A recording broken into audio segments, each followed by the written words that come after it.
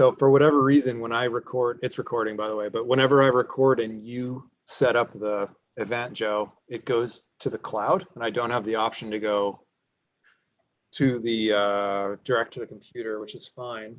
It worked on Tuesday. Yeah. Okay. I don't know why. That's just a weird little quirk again with Zoom. Yeah, it's probably some hidden button that goes. All right, do we want to start letting people in? Yeah, might as well. All right, here we go. It takes a few minutes to get everyone. Yeah, starting.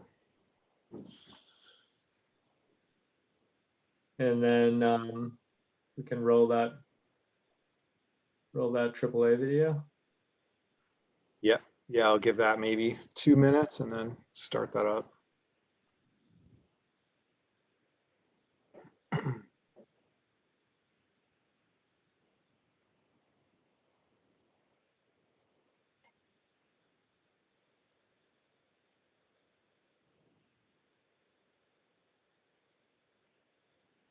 So Frank, we're gonna fly you out virtually for the next year's ESA? Yeah, you'll fly me out. I'll give you a, it'll be early in my day, but I can just take a break up in Togety Pass and step off my mountain sled and connect on my phone. You may want to adjust your camera angle. I can barely see your head. It's like a head on a fence post there. I was still working on my PowerPoint, unfortunately, for everyone.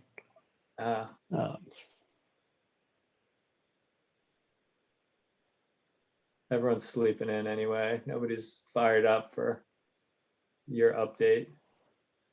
No, nobody cares. You know, it's funny though, looking through my slideshows, I've looked at a lot of them over the years, Lily is kind of like Waldo, in the kids book, like she kind of just shows up in like random spots. She's like, I have no idea why she's in this thing in the ammo, other than she went with me.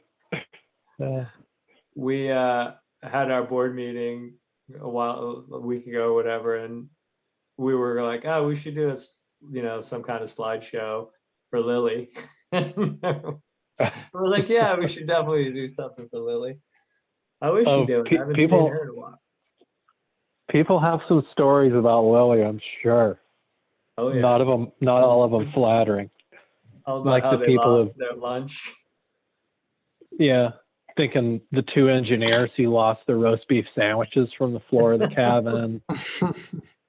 And oh God, this is most recent. Like 10 days ago, I was up there talking to Rebecca Oreskes. We're talking nicely about Brad and just hanging out, and all of a sudden, she's a small woman, and she seems to be getting smaller. She's getting older. She's sitting at the picnic table, and all of a sudden, Lily just jumps up, like lunges, and takes a bite out of her sandwich, right out of her hand. I was freaking mortified, man. It's like, oh my God. She's like 70, It's right. Like, yeah. Well, their dog Tuckerman, I think the third Tuckerman, was at the cabin one day in the spring and just left.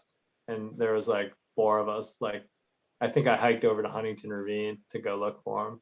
And eventually he was like up near Huntington Ravine fan. I was like, really? No. It's a little karmic payback, maybe. Yeah. Lily's certainly not the last ill-behaved dog that'll ever be there, I'm sure. Yeah. Although I do like your story of her grabbing the stick of butter off your counter and eating the full stick of butter. Yeah. A couple times she's done that. One time she ended up taking the butter tray into the other room, and I found the butter tray under the coffee table completely licked clean. Like I could have just put it back on the shelf. Another time I caught her, and there was just a big chunk taken out of the end of the butter. I must have caught her right in the act, but you could see a perfect imprint of her teeth in the end of the butter stick. Nice. I'm gonna change my background. All right, well, let's welcome everybody who's coming in.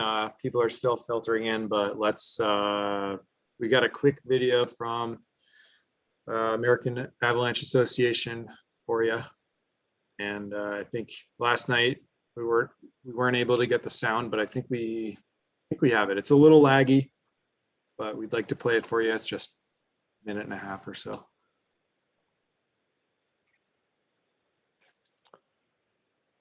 If this does, I bet the slower turnout's probably due to the fact that today was a nice day, huh? yeah, maybe. Yeah, if this doesn't work, if this doesn't come through, let me know.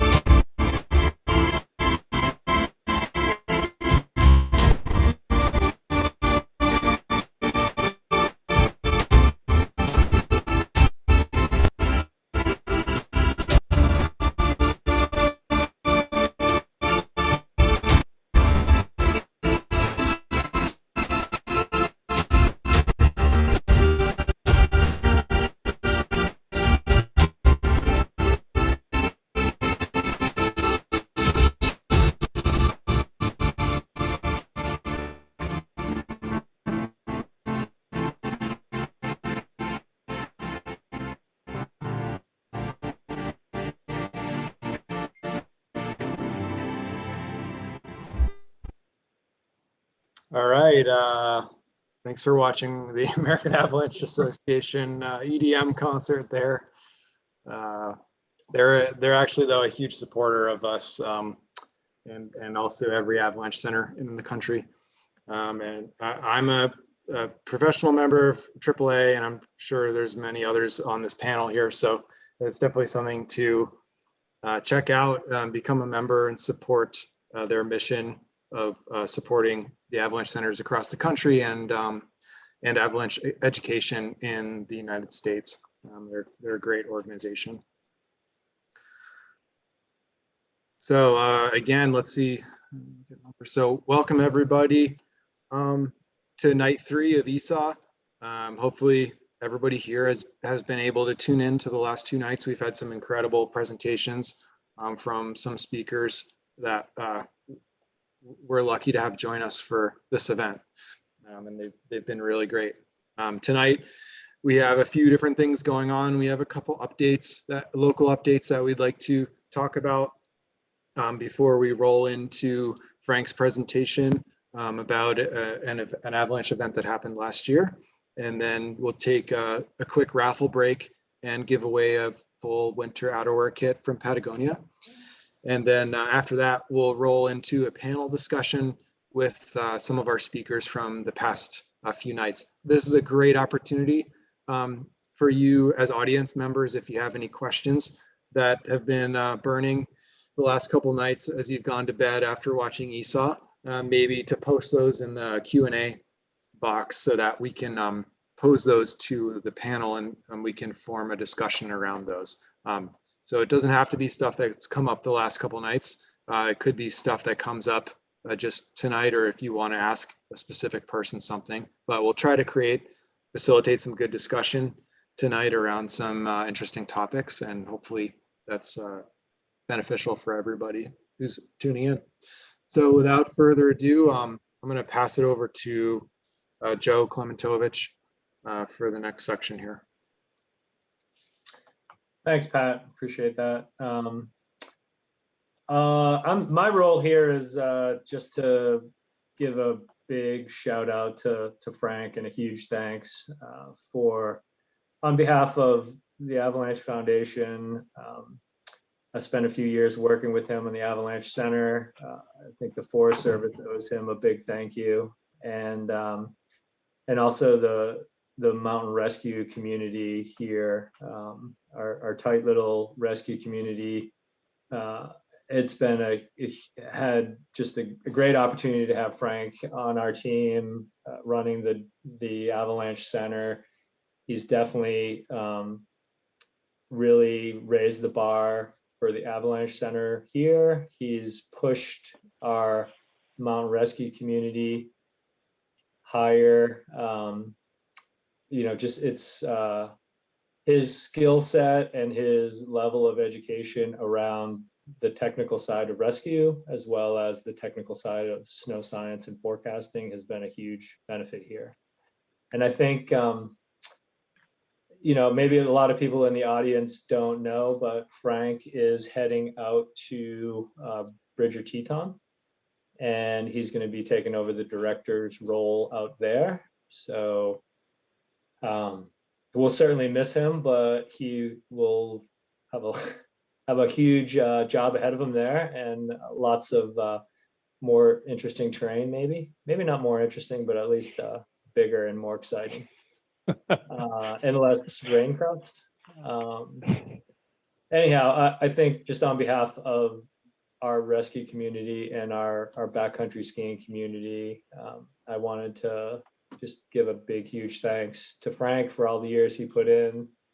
I think the other part of it is, you get to see Frank talk about, do these presentations and MC these ESAWs over the years.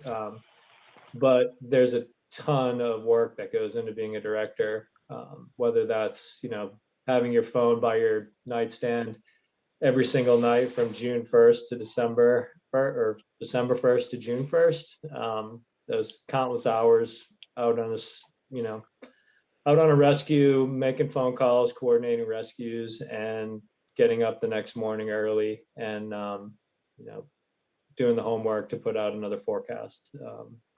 So all that behind the scenes stuff, that list goes on. And I just wanted to shed a little light on that, and give a big thanks to Frank. And hopefully this won't be the last ESAW for him, and we'll be able to see him next year and the years after. So Frank, from all of us, thanks for your work and effort, and we'll hopefully see you soon. So I'll pass Joe. it back to Frank. Thanks a lot, Joe. That was awesome, and it's been an honor to work here and serve everybody and work with all you guys over the years. And you'll certainly see me. I'll probably show up on the porch one day, some April, my skis on my shoulder, asking about what's good. You're not going to bring skis out here, Frank.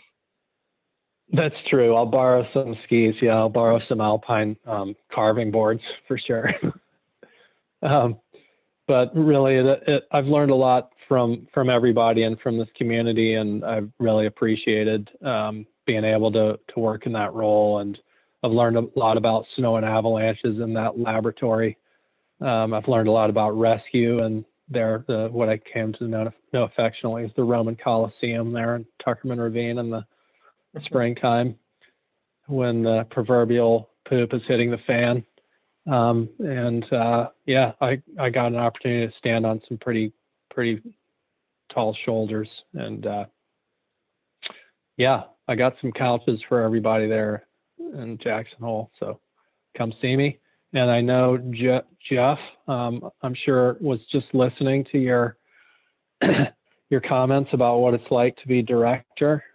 Perhaps he's even rethinking his decision to backfill behind me at this particular moment.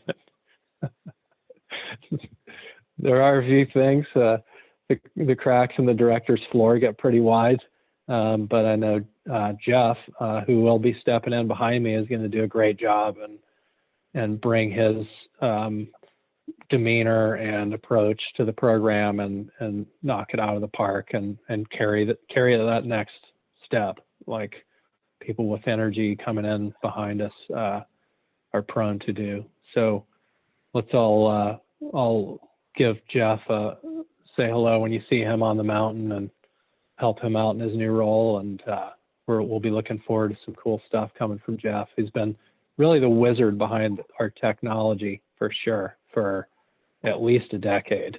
So it's good that he's going to be taking the reins officially. So Jeff is going to say a couple things. I'll go ahead and pass it off to him now. He's going to talk a bit about the season coming up and what we can expect.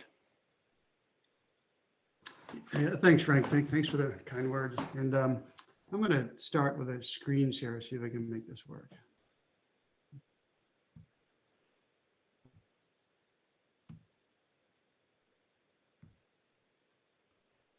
Does that work? Everybody see that? Yeah, looks good. Great.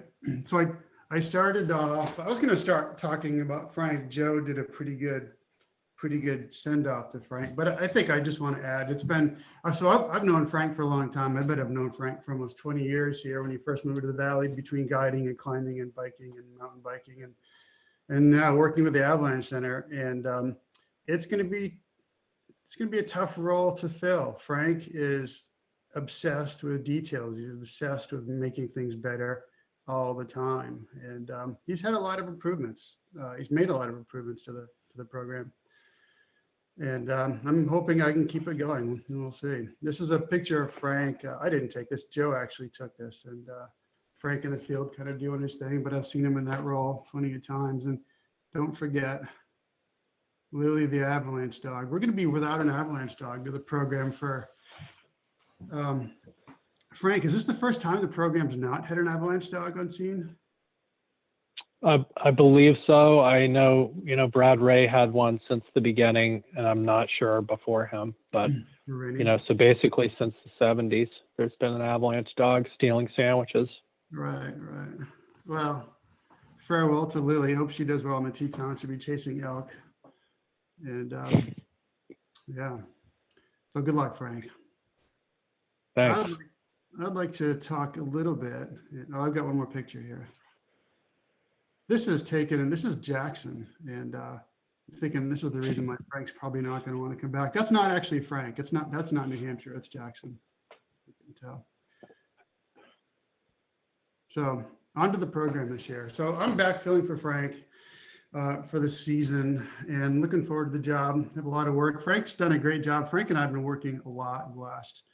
Well, we worked together, all winter, but over the last couple of months, we've been talking about the program and all the things that need to happen. And he's done a great job of setting the stage and making it easier for me to sort of slide in and just take over the overwhelming list of things that have to be done. But I'm going to start with, these are some things to expect for this year for the program. And I don't really have a lot to talk about, but talk about the website.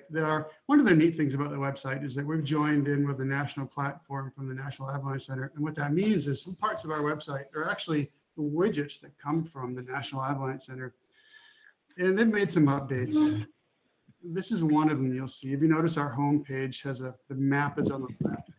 There's a new search bar at the top of the map. So you could search, we all know the map pretty well, but if, for instance, if you're looking to see where Crawford's Notch ends up in that Polygon forecast area or any other place, you could use that search bar and find where Crawford's Notch is. And there's a little location button in the top right. If you're lucky enough to have cell coverage in the field, you can hit that little location button. It will show where you are on that map approximately. It won't be perfect. let's see. There's another, one of the advantage of the platform is we're gonna have warnings. If there's an avalanche warning that's come out, there'll be a big banner on the top of the website. I think that's more for general public. I think everybody watching this can follow the forecast. Everybody here today will follow the forecast and know what's going on. Improvements in search and rescue. This is fairly exciting actually for me, for us search and rescue geeks. This is the Coast Guard. Frank has been working hard and he's started, and I can almost say I'm not quite sure we could say we have a relationship. It's not set in stone, but we're about 90% of the way there for securing Coast Guard and National Guard to provide air support with helicopters for search and rescue on the mountain, which is fantastic. You know, we've used DART and Life Flight to come in and get patients to a hospital fast, but they're limited as far as the weather, landing. You know, they need to land. They need to touch down someplace so we can put a patient inside their helicopter. Coast Guard and the National Guard have stronger, better helicopters that can fly in worse weather, and they've got hoist capability. So if there's an accident in, say, Gulf of Slides, Coast Guard can come in or National Guard can come in, lower the winch, pick up a patient, and take off and bring him to the hospital. And it saves, you know, hours and hours for rescuers, and it's better patient outcomes as well. I've talked about Frank. We talked about Frank leaving. So for staffing this year, I'll be there, obviously. Ryan Luthwaite, you guys probably saw Ryan last year in the mountain. He's returning this year. Ryan's a great guy. He's got a lot of experience with lots of other avalanche centers. He's strong in the field. He's a good team member. Patrick Scanlon is it official, Pat? Where are we at with that? Yeah, you can say that. Patrick is joining us this year. It's been touch and go. Frank's been working pretty hard over the summer to make this happen. I guess it's official. Patrick will be with us this year. So looking forward to working with Pat. If anybody doesn't know Pat, he's the moderator today. And he's got a strong background. He's real solid in the field, and I'm looking forward to working with him. It's gonna be really good.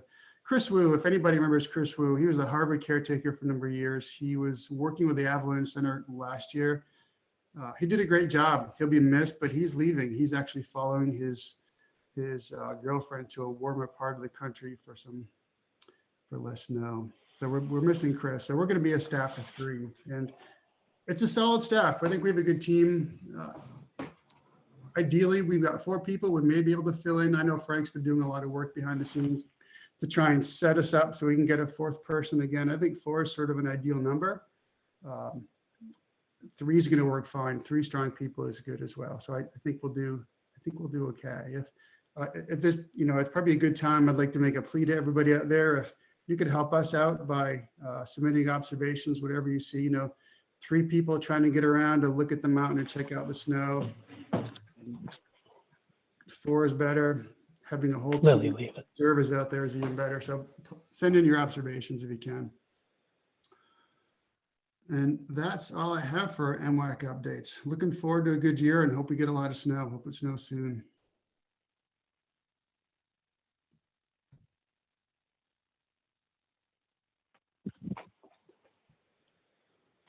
And Frank, are we going back to, is it back to you? Oh, yeah, I thought Pat was doing something, but yeah, could be me. I've got nothing right now. So you, Frank, I guess I can just introduce your talk. So Frank's gonna do a little case study on an event that happened in our forecast area last year that I'm sure many of you are familiar with reading about, maybe on our site or in the news. So looking forward. I don't think he's presented this to our audience, to the Northeast backcountry community. So I'm looking forward to seeing his presentation on this. So without further ado, Frank, take it away. Okay, great. Are you seeing a single slide? No, I'm seeing a presenter view right now.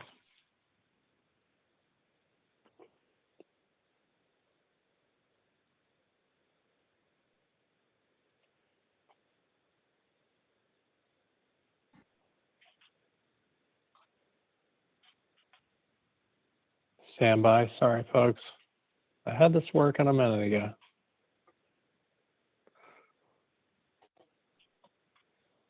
Same thing, presenter view or single slide? Yeah, presenter.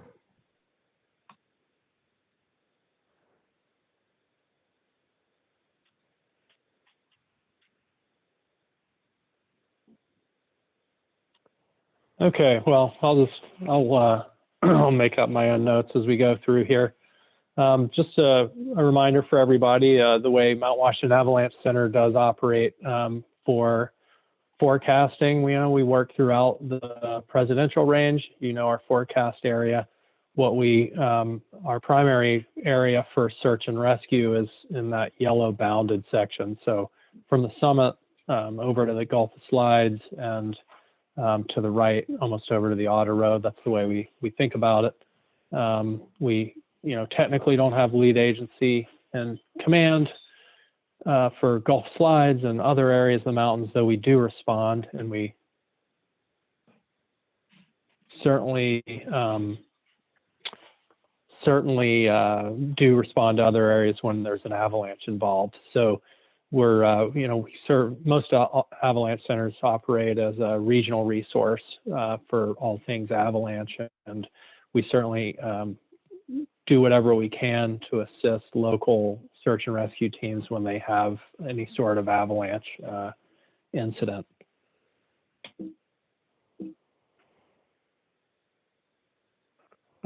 Just a reminder before I roll into the main part of my presentation about the incident in Ammonoosuc Ravine, I did want to remind folks about this event in Bel Air Ski Resort. Bel Air received the brunt of a nor'easter storm, and all of it was liquid. They had a very dry year. You can see a pretty thin snowpack to that point. I believe mostly man-made snow and one small storm. I happened to visit this place on a climbing trip over the summer, and someone allowed me to look over their shoulder at the video footage of this avalanche. What appears to have happened on this low angle slope, I believe I measured it in the high 20s or around 30. In the foreground of this photo, in front of that debris, is a parking lot, and that gets plowed, and it looked as if there was probably a plowed up area at the base of that slope.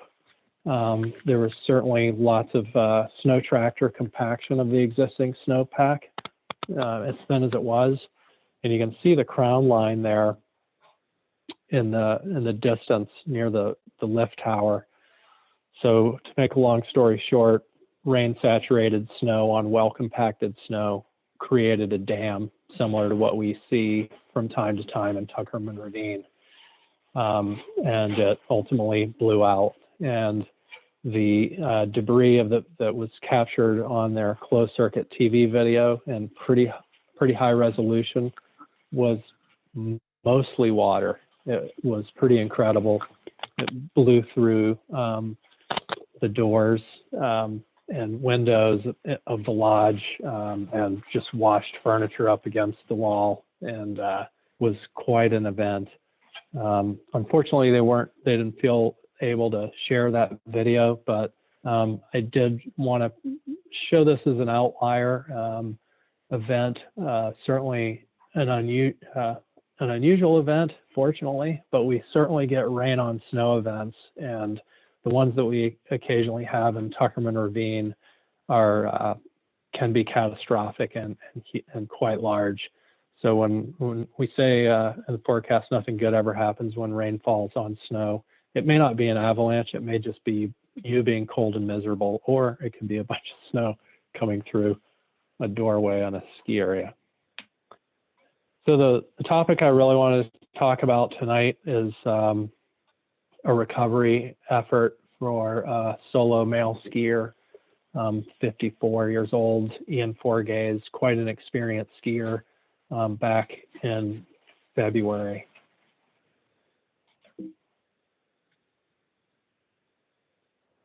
Just as a reminder, this was number 16 of our avalanche fatalities among the list of winter deaths.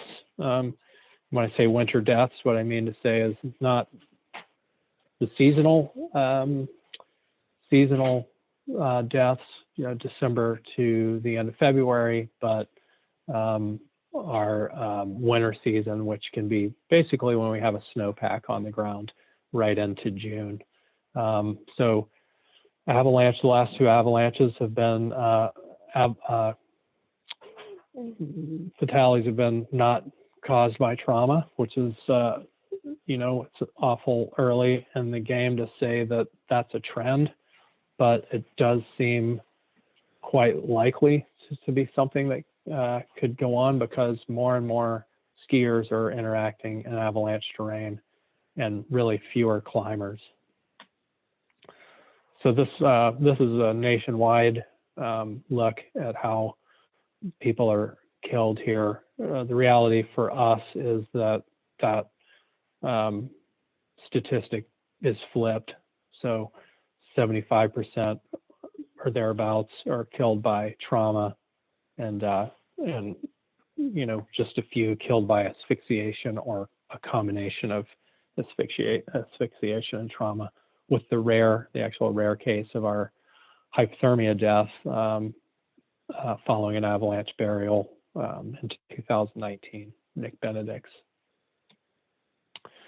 So we do live in a tree-rich environment, and certainly lots of opportunities to fall off cliffs and hit trees.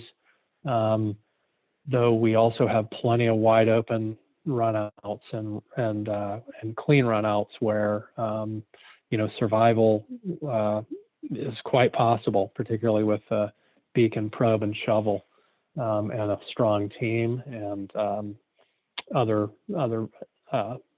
protective gear that you could use. Just again, as a reminder, some things that help you survive is a short burial. And 90% of folks buried, if they're uncovered quickly, under 15 minutes, they have a pretty darn good chance, 90% chance of survival. That drops down to about 30% after 30 minutes of burial. So really, it needs to be a partner to find you. You also need a patent airway. Obviously, an ice-packed throat can very quickly lead to asphyxia at a much quicker rate. And obviously, the longer you're down, you need air to survive. And then the absence of a traumatic injury. So probably don't need to remind you folks, but it is astonishing. People come to our terrain without these three things. And just as a sidebar, carrying these things don't help you as much if you're solo, but obviously, thanks to anyone that, including the last two fatalities, who did have these on, it is good for your rescue community and your family if you're beeping. And even better, these items as well are helpful. I'm a big fan of the Avalanche, but I know that's fallen out of favor. Other folks slowly embracing the airbag pack. Obviously, none of these are a magic bullet guaranteeing your survival, but like in automobiles, you don't want just one thing. You want your seatbelt, your airbag packs, your traction control device, your lane indicators. All those things can help. And Reco tabs. I'm a believer in those. So, in fact, the Reco device played heavily in the rescue we're going to talk about. Obviously, partners. We don't have a beacon checker. You really need to do a partner check, to range and function check on your beacon every time you go out. As we heard the other night from, I think it was Doug, there were at least a couple of avalanche fatalities where folks were wearing their beacon, but it wasn't turned on. And I don't think they were just faulty mechanisms. They were just a mistake. As we have a dog or have had a dog up to this point, boy, you're really in trouble if you have to rely on that, because it's going to mean a prolonged burial. Similarly, the Reco device is not your best tool, best choice. Professional rescuers coming means you've been buried a long time. But I will say to anyone out there who's on a professional rescue team or on a ski patrol, these devices are obviously useful. You probably may have trained with them. They pick up that Reco reflector tab, but most of the more recent models, we have Model 9 now and 8 also have a switch that you can throw that listens for the 457 megahertz signal that anyone's beacon sends out. And you might say, well, why would you need that if you've got a beacon to search for? Well, we'll see in a minute that it's kind of handy to have both devices. So a searcher can look with a rescuer while they keep their beacon securely stowed and sending a signal in their pocket. So on to this incident. We had what's pretty a typical start to our year. We hadn't really even started forecasting until I think our first forecast was December 17th that year. Last season, we had a pretty paltry snowpack to that point and strong wind effect. You can see the rhyming conditions on this snow, which Don talked about as a potential factor for creating a weak layer in the snow. And we have an ice crust right beneath that. And believe that rime ice and ice crust were formed over a very hard slab from 157 mile per hour wind event that led to a high avalanche danger a couple weeks prior. We'll get into the date there. These, the last photo and this photo were taken from later. We got from, we actually received these photos from friends of Ian Forgaze, the skier who was buried. He sent photos to friends when he was on the mountain that day, February 1st. So looking at the record here, the F6 from the summit, you can see a couple of notable things leading into this period of time. We didn't have a ton of snow, honestly, just 30 inches in January, which is honestly not that unusual. And I think I misspoke before. Our first forecast was actually January 17th, not December 17th. And we had pretty good chunk of snow here, about a foot on the summit. A few more upsloping events to follow. Some of these were pretty wet events. We had wide range of temperatures from fairly warm. You can see around that start of that larger storm, then generally cooler conditions. And finally, you look down on the 29th, quite cold. So -6 for a high on the summit, -23 for a low. That's 3 days in a row with quite cold temperatures at night. And then the 23rd and 24th, we also had some pretty cold temperatures. Remember, we had various crusts within the snow.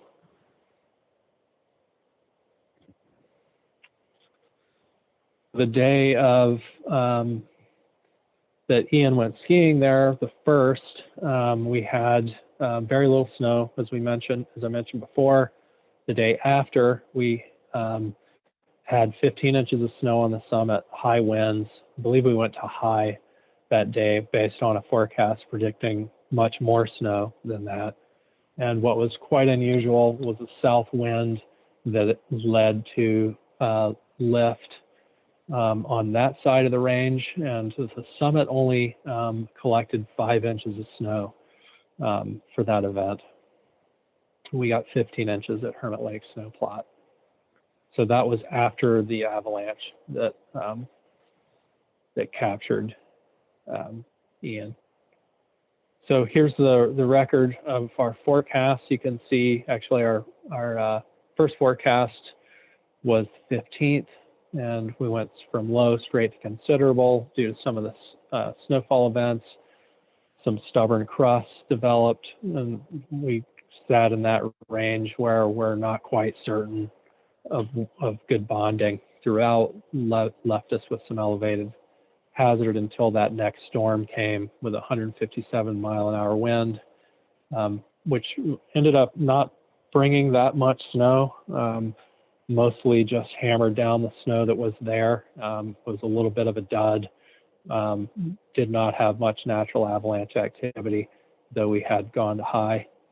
And then weather moderated, if you recall, from the F6. Not a lot of snow, a little bit of wind, a lot of cold temperatures. We did end up having a bit of snow on the 30th or 29th and 30th that led to one natural avalanche in the wind slab that we were able to find which were reported, and that was in the chute. So basically we went into that day that Ian was skiing, which is Monday the 1st, at a low danger. We had been in the field. I specifically had done a crown profile of that avalanche that happened a night or two before, and things were stubborn. Things were quite stubborn, very little ski penetration. We did have continued concern that had surfaced several times since the start of the forecasting season of some of these facets developing around crusts. We were not seeing any results. We'd seen some natural activity. We weren't seeing a lot of results between stability tests or natural avalanches. The last reported faceted layer was a very thin amount of snow over an ice climb in Grafton Notch and a small pocket. But just does go to show you that we get spatially variable faceted crusts with some regularity, and particularly these periods of time where we have a thin snowpack over our terrain, which largely consists of in our ski terrain, there's stream beds, right? And sometimes ice climbs, even if you're skiing in Huntington Ravine. So you'll have big sweeps of ice, and with a thin snowpack on it, you can get some faceting at that interface. Or even if you don't, you've still got a poor bonding surface with that cold, hard ice. Here's an overview of the Amminusic side. Some folks are probably familiar. You can see the trail in the dotted line here. There was a photo earlier that Ian had captured from somewhere right around here, looking up into the ravine. What's notable is this is quite open, but it often is not great skiing because of the scouring action of the wind. It really, it's facing west. It collects the brunt of the, prevailing west and northwesterly winds. This is, in fact, part of our fetch. In fact, this area and the Alpine Garden, Big Lawn area is one of the reasons why we get such active avalanche activity over on our side and the Tucks on the east side. That fetch is quite large and contributes a really large volume of snow.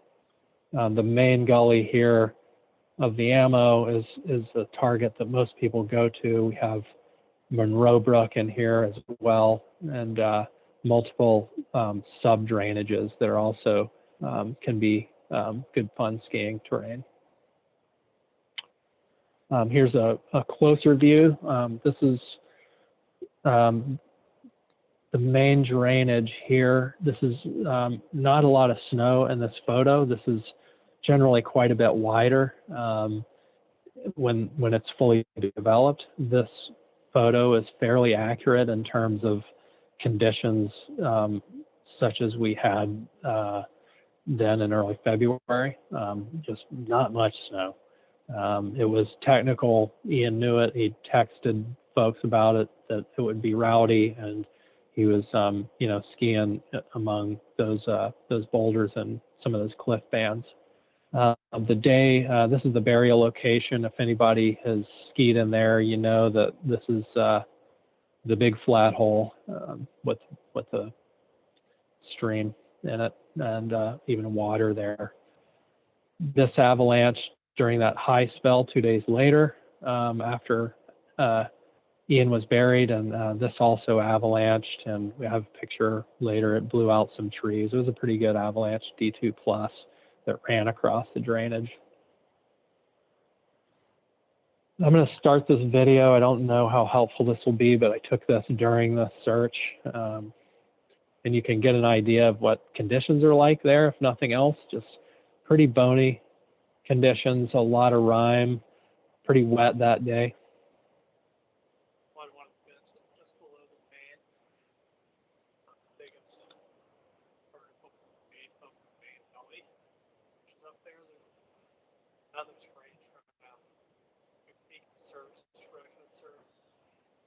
Partially dog searched. Sit here. Out of the fork. So shot off to the right.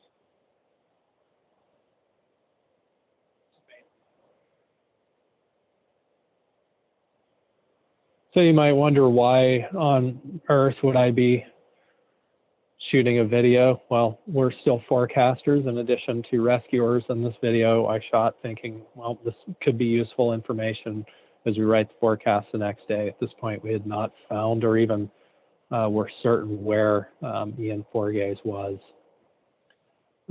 Again, a close-up of this drainage. I was standing right around here when I shot that video, looking down to this avalanche path that had run into our stream bed. So I believe this is 2 days prior. This is the wind slab avalanche that failed naturally during a wind loading that occurred with not a lot of snow, but an interesting southerly wind that was not associated with a nor'easter. So kind of an unusual loading pattern. That may have been one of the contributors that set Ian up for some unusual conditions. This avalanche was about D2, D1.5, something like that, not particularly large. And you can see in the photo on the left of Tux how slim the snowpack still was, just not a lot of connected terrain and lots of rocks still showing. So the day of that search, fortunately for us, though we had a considerable danger rating, the presidential range was true to form and gave us a lot of spatial variability, not only in our snowpack, but also our weather. So did not have active wind loading as expected, but we did have riming conditions and freezing rain, which was fortunate because we were forced to travel really right in all the avalanche runouts during the course of that search. It's quite thick over there, and again, the snowpack was poorly developed. So in fact, a lot of the stream beds were not even frozen over yet entirely. So a lot of our time was spent during the search, which started sometime around noon on that Wednesday, was searching those holes. So holes where the stream channel was, because one of our thoughts was, well, somebody could have fallen into one of these things and succumbed. Quite a lot of bushwhacking. Tried to stay out of the runouts as much as we could. You can see the heavy riming conditions. Visibility was poor. We did have concerns about hang fire. That freezing rain was not fully, it wasn't steady. So early on in the search, it was really much drier conditions. So we did have in the back of our mind that somebody could come skiing out of the ammo and trigger something. So, so it got to be around 4 p.m. that night, and darkness was falling. Me and a search team of 3 were charged with this drainage. There was a couple other teams, one in the Monroe Brook and one in the other drainage to the left, to the north of the main drainage. And with waning daylight, the rush in my mind was on to at least check the main terrain traps before nightfall.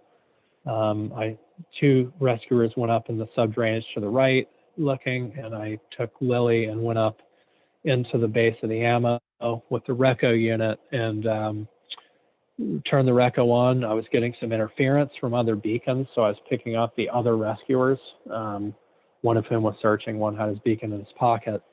So I put my beacon away, pulled out the Reco, and immediately felt much more comfortable because I had my beacon on in my pocket where, you know, it would be attached to me if hang fire or some other avalanche was triggered down on me.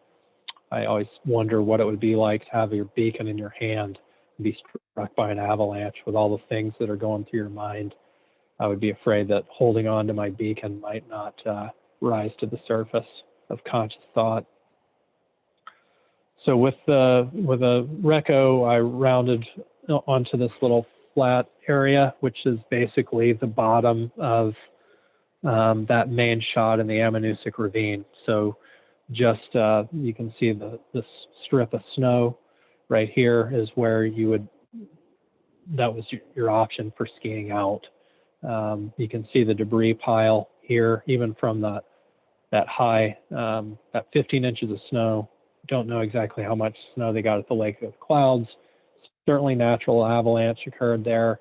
And yet still it was pretty poorly developed avalanche track, so not a lot of snow available, but we did get this D2 plus avalanche here piled into the terrain trap. My smallest, after finding a signal with a Reco at 4:35, I pulled out my beacon and found that it was indeed the worst possible terrain trap right there. My lowest number on my beacon was 4 meters. Bounced between, I think, 3.8 and 4, so roughly 13 feet. As you might, some quick math, I don't know of any probes that people carry in the field that are longer than 320 centimeters. You know, your lightweight one is probably 240, maybe 280. You know, the Avalanche Center generally always carry at least one 320 meter probe, if not two probes, to discover body orientation. But at, you know, 3.8 meters, 380 centimeters, we couldn't probe for the victim. So that set us up for a bit of an effort to essentially lower the grade of the snow. So we had to dig down over a meter of snow just to get to the point where we could get a probe strike. Complicating matters was this overhanging buttress visible on the right that kept us from really lining up directly over the beacon signal, and then also kept us from probing, you know, vertically. So there were some challenges. A lot of digging occurred. I think there was 9 of us on scene here, and we worked in shifts and to continue lowering and eventually tunneling to get down to the point where we could get a probe strike. You can see a rescuer there disappearing into that hole. While that was all going on, we were digging, you know, just moving volumes of stuff to, you know, we weren't looking for just a little rescue training target. It's a body, takes a lot of room to maneuver them up and out of the hole. So we started the terraced digging that is recommended, and we tried conveyor shoveling as well. And it was a challenge till we did finally ultimately get a probe strike, positive probe strike after digging down quite a ways. And that's a view of the hole, and really ended up being sort of a tunnel. we got the pro strike and got Ian out and proceeded with the excavation or the extrication.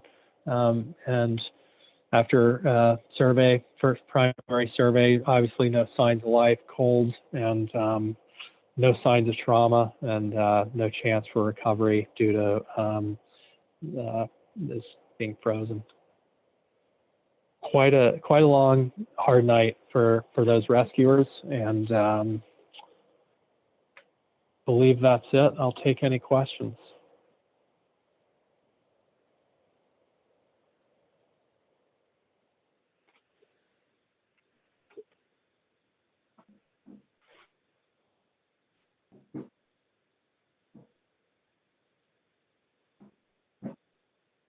Thanks, Nothing? Frank.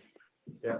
Is that too somber? Yeah, I guess there's not No, much it's, to say. I mean, guess it's definitely, people it's a hard one to watch, but it's good for the community to see the timeline and see the process. But no questions so far, unless any of the panelists have any questions that might be good talking points, discussion points.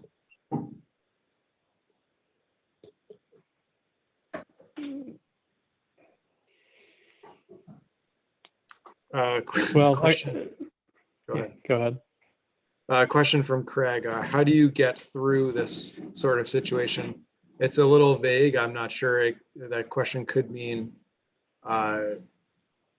mentally as a rescuer. How do you deal with the trauma of doing this? Or it could also mean, it's a vague question, but I'm pretty sure that's what he means by it.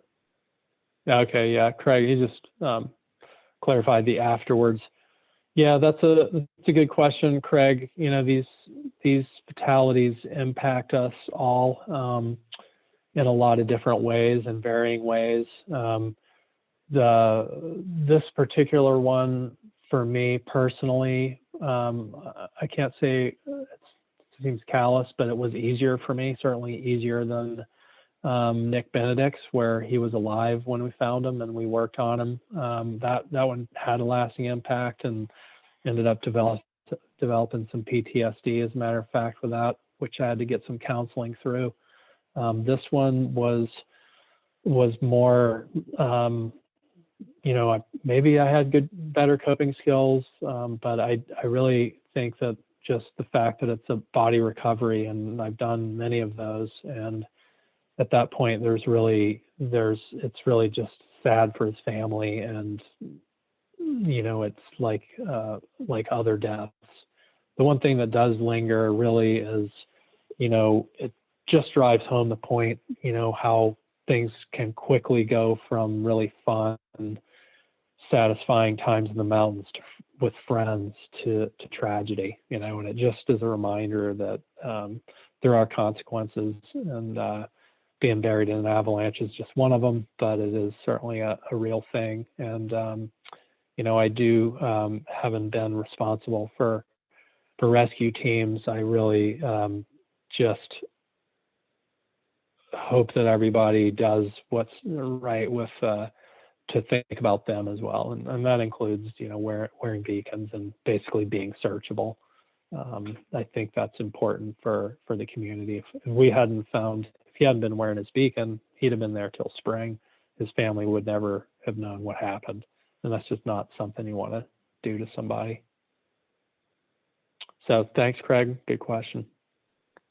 Yeah, Frank, we have a lot of questions now. So thank you for the question. Thank you for the honest answer. I really appreciate that. Yeah, that before, during, and after. And I think sometimes we forget about the after piece. So yeah, thank you. So I'm just going to scroll up to the top here. So I guess, I think you kind of touched upon this earlier, Frank, or right now and earlier in the presentation, but is there anything else the skier could have done differently? Obviously, skiing with a partner, is probably the biggest or one of the biggest factors. But anything else that as you went through the rescue and the reflection that you think they could have done differently to maybe avoid this really unfortunate outcome? Yeah, I mean, skiing alone is the obvious thing, and I can't I can't be too harsh. I think many of us have done it, and you just can't be wrong. You cannot be wrong. And I tend to personally ski, if I'm solo, it's got to be really locked up and really, just I got to be super, super confident in stability. And I've seen enough of these hard slab incidents, maybe a disproportionate number of those. So I'm probably more conservative than most about going out on, or skiing alone anyway, on days like those. That being said, I ski them confidently with partners all the time. So it's just a challenging avalanche problem to predict. It's like our version of persistent deep slabs. They're not necessarily as large, but the degree of uncertainty associated with them is quite real. The one other thing I would say is just anytime there's not a lot of snow, you're raising the consequences, not just for a weird snowpack structure, but the potential to just hit something. Yeah. You lose an edge in big rocky terrain skiing alone. You don't even have to have an avalanche involved, and you get some sort of injury, and that could also be quite serious or even fatal. So, yeah, which I believe has happened in that same drainage a few years prior. In fact, I noted, so in somewhat similar conditions. Yeah, so that low snowpack obviously presents a lot of objective hazards. Yeah, and the terrain trap there is just particularly horrendous, and I think that's always worth considering. That hole that where the slope terminates, it's like a waterfall or cascade that leads into this area that is a pool of water, like literally a pool that's due to flood action, I suppose, has kind of pushed stones out to the low end. So it's like this, it's like a bathtub. And it just doesn't get much worse than that for a terrain trap around here. And sometimes our smaller terrain that you might think of as being like more benign because it won't produce a big avalanche could actually be worse. And the one place in Tuckerman Ravine that has shocked me is Lobster Claw. It's, viewed as sort of the rookie run or whatever, because it's like maybe a little lower angle or a little narrow, less volume of snow, certainly feels less exposed. But my God, the terrain trap there at the bottom, it's as abrupt as you can get and tough. Yeah. There's no fan. It just terminates in a hole with trees. And it's not an active runner. We don't have a lot of natural activity. So those trees still are there. And the debris piles, even from small avalanches, just little D1s, are, I don't want to say definitely unsurvivable, but, pretty darn close to it. Yeah. Yeah, that entrance and egress into Monroe Brook is pretty similar to, I think always makes me a little nervous heading in there, no matter what the stability yeah. For sure. Absolutely. Pat, do we have time for more? Okay. So I thank you for this question, Janet. Did the rescuers camp out or head out at that time of day or night? I guess just kind of the time frame. Obviously, looking at the photos, it was pretty bright when you started and very dark when you stopped. So how did that all play out? Yeah, the timeline was interesting, and I just didn't really touch on this, but Ian was skiing Sunday actually, and reported missing Monday. Or no, sorry. Yeah, that's right. He was reported missing Monday evening, and then Tuesday, when he was reported missing, it just launched a general search. Cell phone forensics were employed, and we got pings from Littleton as well as Jackson. So his cell phone had led us to believe initially that he could be on either side. And some of his text messages to friends suggested that he may ski the Ammo, but he may also go to the east side. And we knew a skier of his, fitness level and experience could also easily have started on one side of the mountain and gone to the other. So the next morning, by the time the cell phone forensics was done, we had parking lot searches happen for, you know, his plate number and vehicle. Unfortunately, that day was during that nor'easter, and the main parking lot was checked by some troopers there right at the cog, and apparently I don't know the level to which they were able to get into the other parking lot because it wasn't plowed. So his car, Ian's car, he parked at the free lot, you know, a mile down the road, Forest Service parking lot, and his car was out of view. So they didn't find it until Wednesday morning. Once they found the car, then we knew where to direct our efforts, and we started calling the rescuers at that point. So we didn't camp. The rescue, we left the trailhead there around 11 or 12 as people began to arrive, and we had most of those drainages, kind of main drainages, searched in the early afternoon, and at 4:25 was when I got the beacon signal, and then all the other rescuers started to filter in. It's kind of challenging travel that slowed everything because of the lack of snow, and those steep sort of cataract type drainages. You know, there's like a mix of frozen waterfall you're negotiating on your skis, and some snow, and broken off, you know, as we saw, broken off trees from the avalanche activity, and then like big holes. So a lot of bushwhacking and just kind of a struggle to move around. So we ended up getting out at, you know, 10 or 11 at night that night. And I'm sorry to whoever asked this question because I can't find it, so it's not going to be verbatim. But somebody asked earlier, do you use any special equipment for burial that's that deep? And I'm just actually going to, as I was thinking about it, going to add on to that question: are there resources on the east side at Hermit Lake that you wish you had over on the west side during that rescue?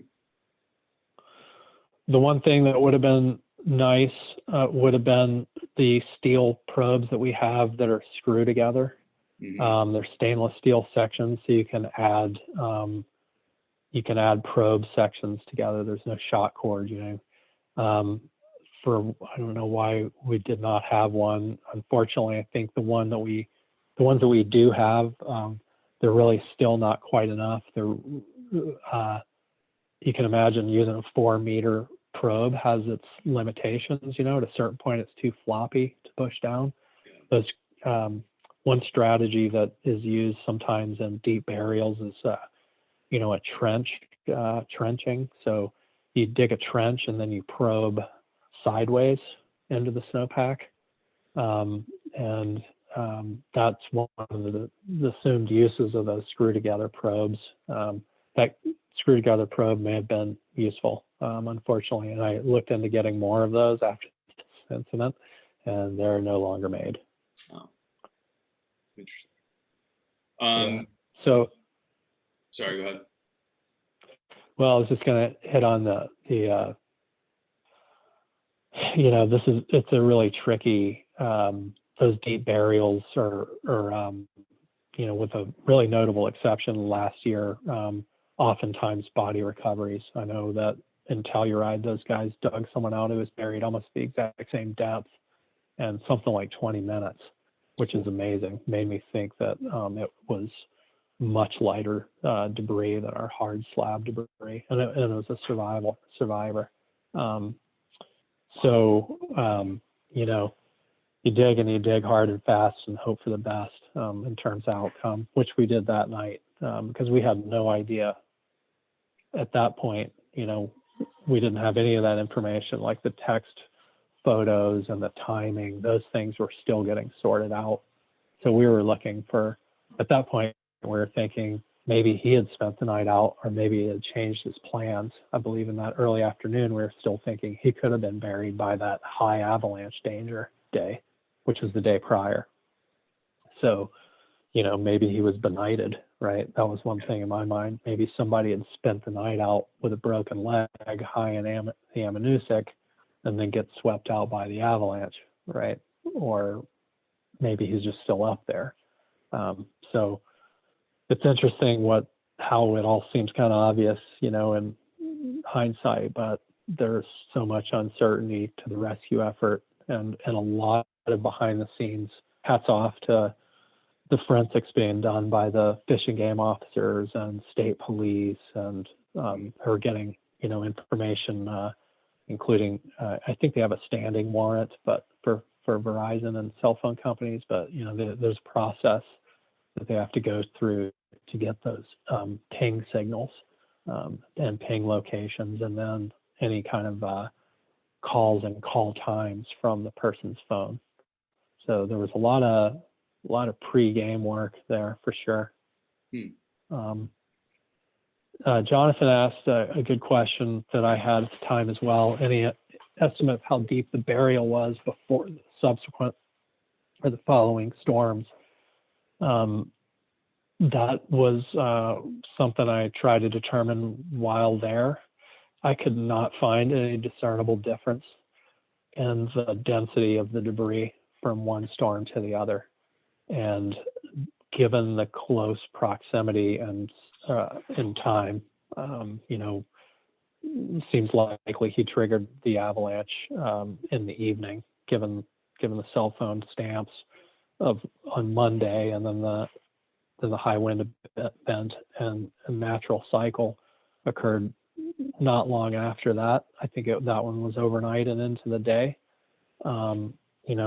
It was probably 12 to 18, maybe 24 hours max between those two debris flows, and both of those flows are in a very wind sheltered area, so wouldn't have been like scoured and hammered and smoothed out like you would see in Tuckerman Ravine. So even with snow density gauge, I tracked with some snow doctors, much smarter about these things than I am. They're like, yeah, you probably would not be able to tell that difference between the density. Frank, we have time for one more question, but I think this is an important one, just because it kind of ties into the organization of your process kind of overall, and I think there's kind of a thread to tie into a recreational rescue as well.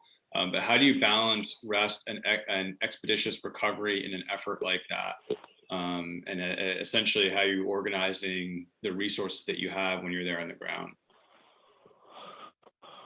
Yeah, well, for rescuer safety can't just be lip service. We really have to take that into account. So we, crew resource management is super important in these environments, and oftentimes, particularly midday, it's hard to get enough rescuers, and when they do arrive, they arrive and kind of randomly through the day. So you basically team up 2 or 3 people as they arrive and give them a search location. So we have a sign in and sign out process. Fish and Game was working as IC in the parking lot. So we worked closely with him, or I did that morning, to work out likely burial locations. Sergeant Ower knows that terrain pretty well and had a good sense as well. But we knew that our window was closing due to the late start in the day when we even knew which side of the mountain to start searching on. So, we really wanted to hit those highest probability locations. And knowing a little bit at that point about the skier, Ian, we suspected, Ammo and Robrook. We were looking for those wind sheltered locations that would have the best skiing. And so that's how we directed. Did I answer the question? I think so. Yeah. All right, Pat, how are we on time? Yeah, we're doing good. Well, there's many questions and people are asking really, really good questions, which is great to see. Some of the panelists might be able to punch in some answers to some of the questions. And, if we don't get to your question, you know, we're sorry, obviously we have limited time on this kind of event, but, you know, I would encourage you, if these topics are of interest to you, you know, you can reach out to the Avalanche Center as a resource to talk about these questions more in depth. And you can also ask any of the rangers that you see if you're traveling up in the ravine about any of these topics, even if it seems kind of random when you're up there, to just ask some random question. You know, anybody who's working up there is happy to talk to you about any of these things. So I would encourage you to reach out about this stuff. So sincerely, thank you for all the really great questions. So, and some of these, you know, honestly, we might keep talking about in the panel discussion. So before we move into that, I have a leading question for the panel discussion, which might facilitate some more discussion. And while I'm going to do a raffle really quick, and while I'm doing that, so if you're a panelist joining us tonight, please just turn your video back on and we'll get up and running so we're ready to go. And I might have to switch you on, but first so one of our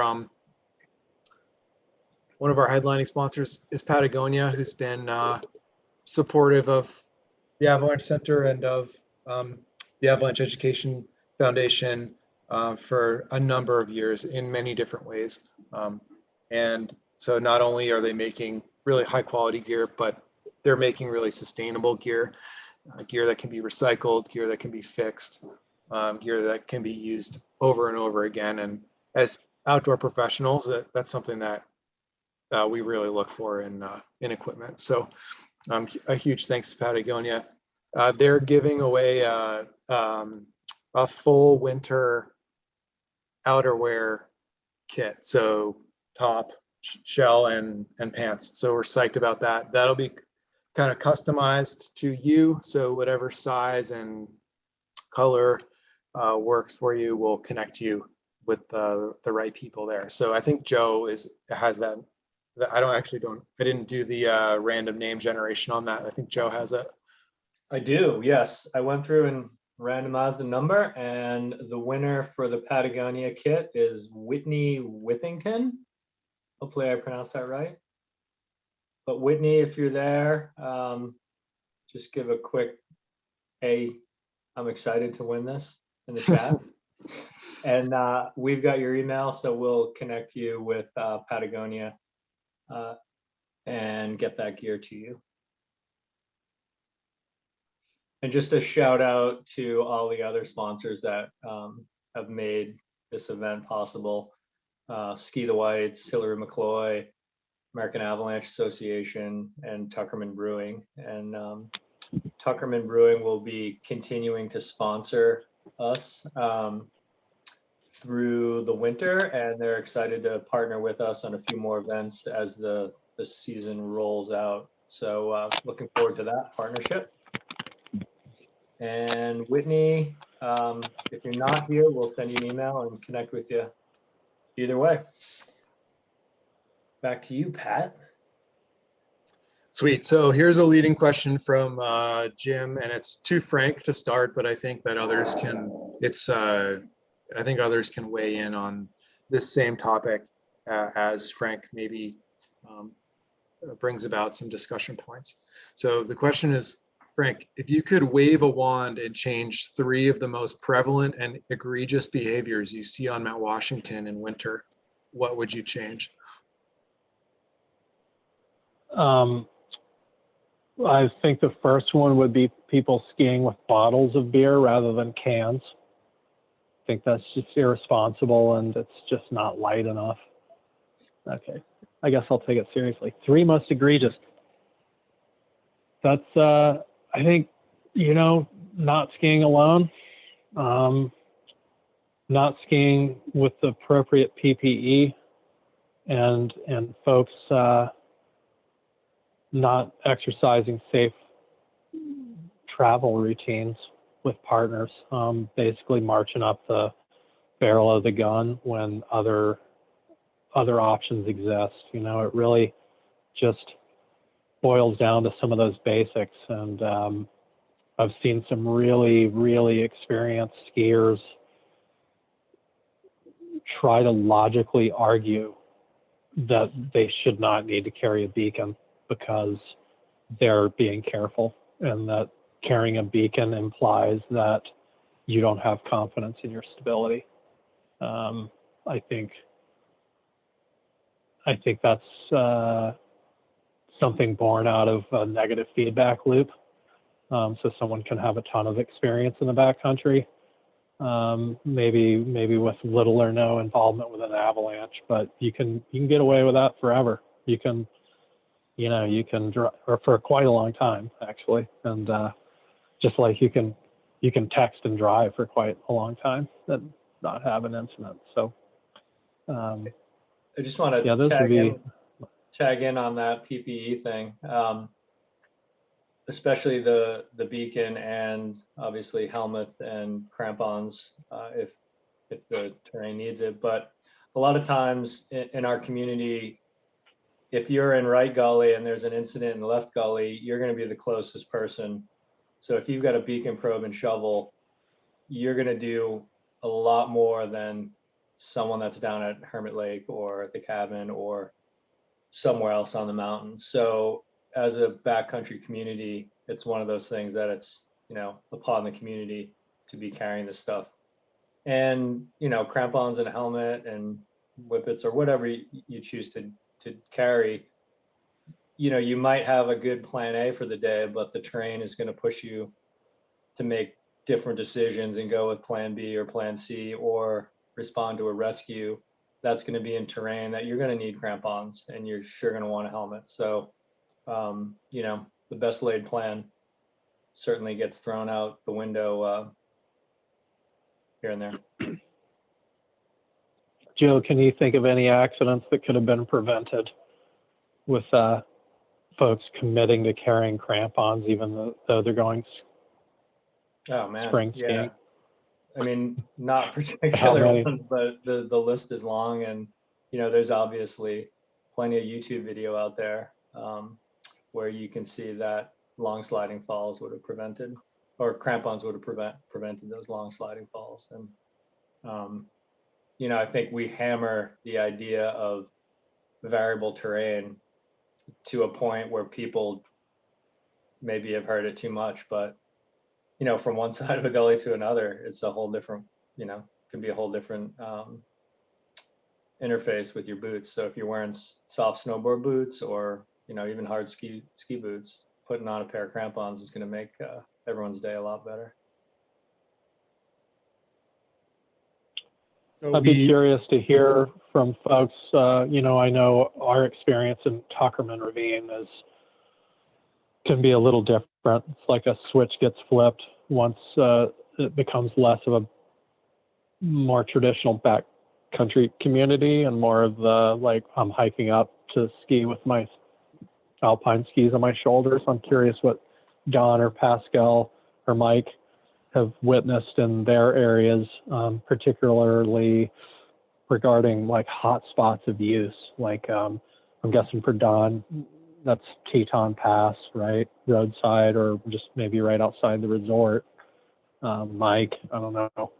In Chamonix, I guess it's anywhere where blokes from London show up. I don't know. Yeah, I think picking up on what you're saying about PPE there, when I came out to spend some time at Mount Washington in the springtime, in and around Tuckerman's, what really struck me was the lack of willingness to take crampons and an ice axe up on some pretty steep and very hard, firm snow, where in any other part of the world that I've been to, that would be just the basic protocol would be to wear full crampons as opposed to kind of like little old lady walking spikes for getting around the icy streets of Liverpool. And and a proper axe, that there was just very little engagement with that. It wasn't just that people weren't carrying it; it was just the volume of people that weren't carrying it was striking, and I've never seen that anywhere else in the world. I know culturally that things are quite different in and around Tuckermans in the springtime, but that was surprising.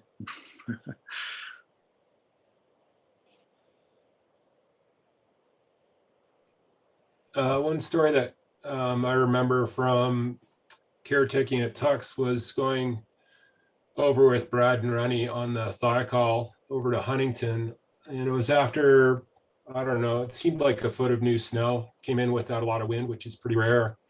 And then but the clouds were still hovering at kind of just above the apron, below central, and covering most of the ice climbs. But we could see several people going up different ice climbs, including Pair on Damnation. And we were starting to see natural avalanches come out. And then sure enough, we actually saw one of the climbers get washed off the climb. And he ended up on the fan. We collected him really quickly. And I distinctly remember giving him oxygen and just yelling at him to hold on as we bounced down to pick him notch to send him out on the ambulance. And as I understood it, he was in a coma for quite a long time. So that ties into pushing hard on high hazard days when conditions are not subtle. It's clearly a lot of new snow, and it may be getting first sun or whatever the setup is. We see that less so in the Tetons. People often show a bit of restraint, especially when there are persistent weak layers involved. And that's been in the forecast for a while. But if it's just a storm and it's been stable for a while, people are much more inclined to punch glory.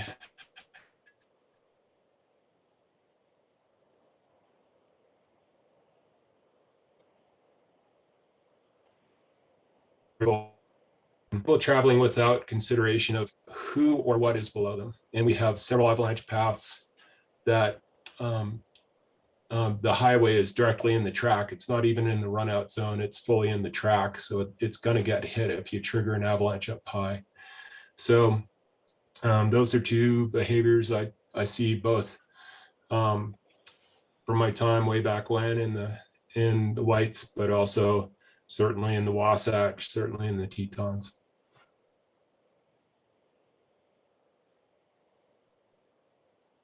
Yeah, I mean, for me, it's difficult to comment because I spent most of my time in this office and much less time out in the field. But I think for me, it would be maybe a little bit that herd mentality that Don maybe just sort of a little bit alluded to, when people get sort of sucked into because there's a lot of people around and there develops some momentum. And the other thing that came to mind when Pat posed the question was like, for people getting into the sport, trying to find a good mentor, I think that would really be a good thing to do. And also for experienced people to be mentors and realize how they can sort of contribute to the bigger community by helping people to get into this in a meaningful way, because it's hard to figure it out by yourself. So yeah, great points. Sometimes I think backcountry skiing is positioned about where the traditional to sport climbing boom happened.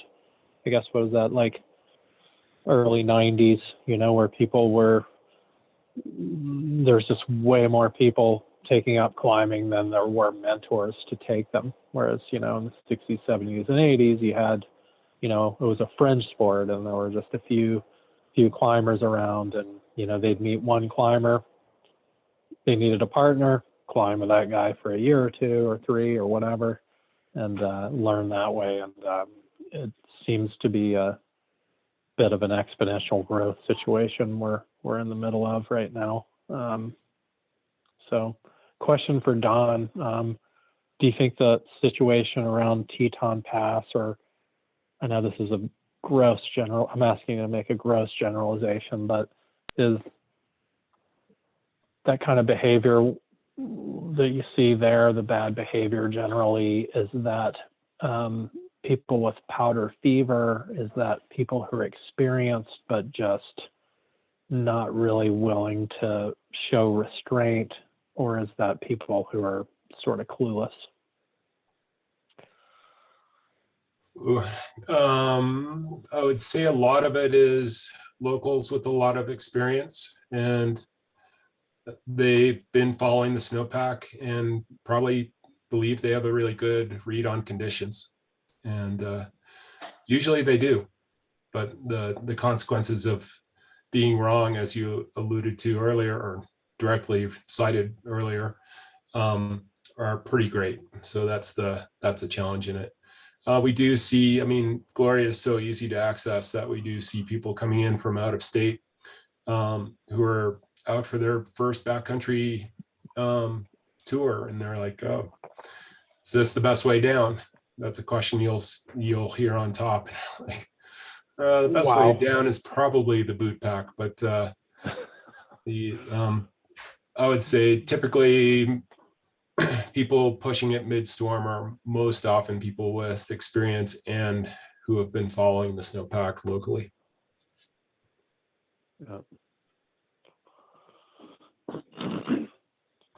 Pat, do you have other folks with questions in the queue? Actually, I've got a question for everybody. So while Pat looks through the queue here, Frank, you and I talked a little bit about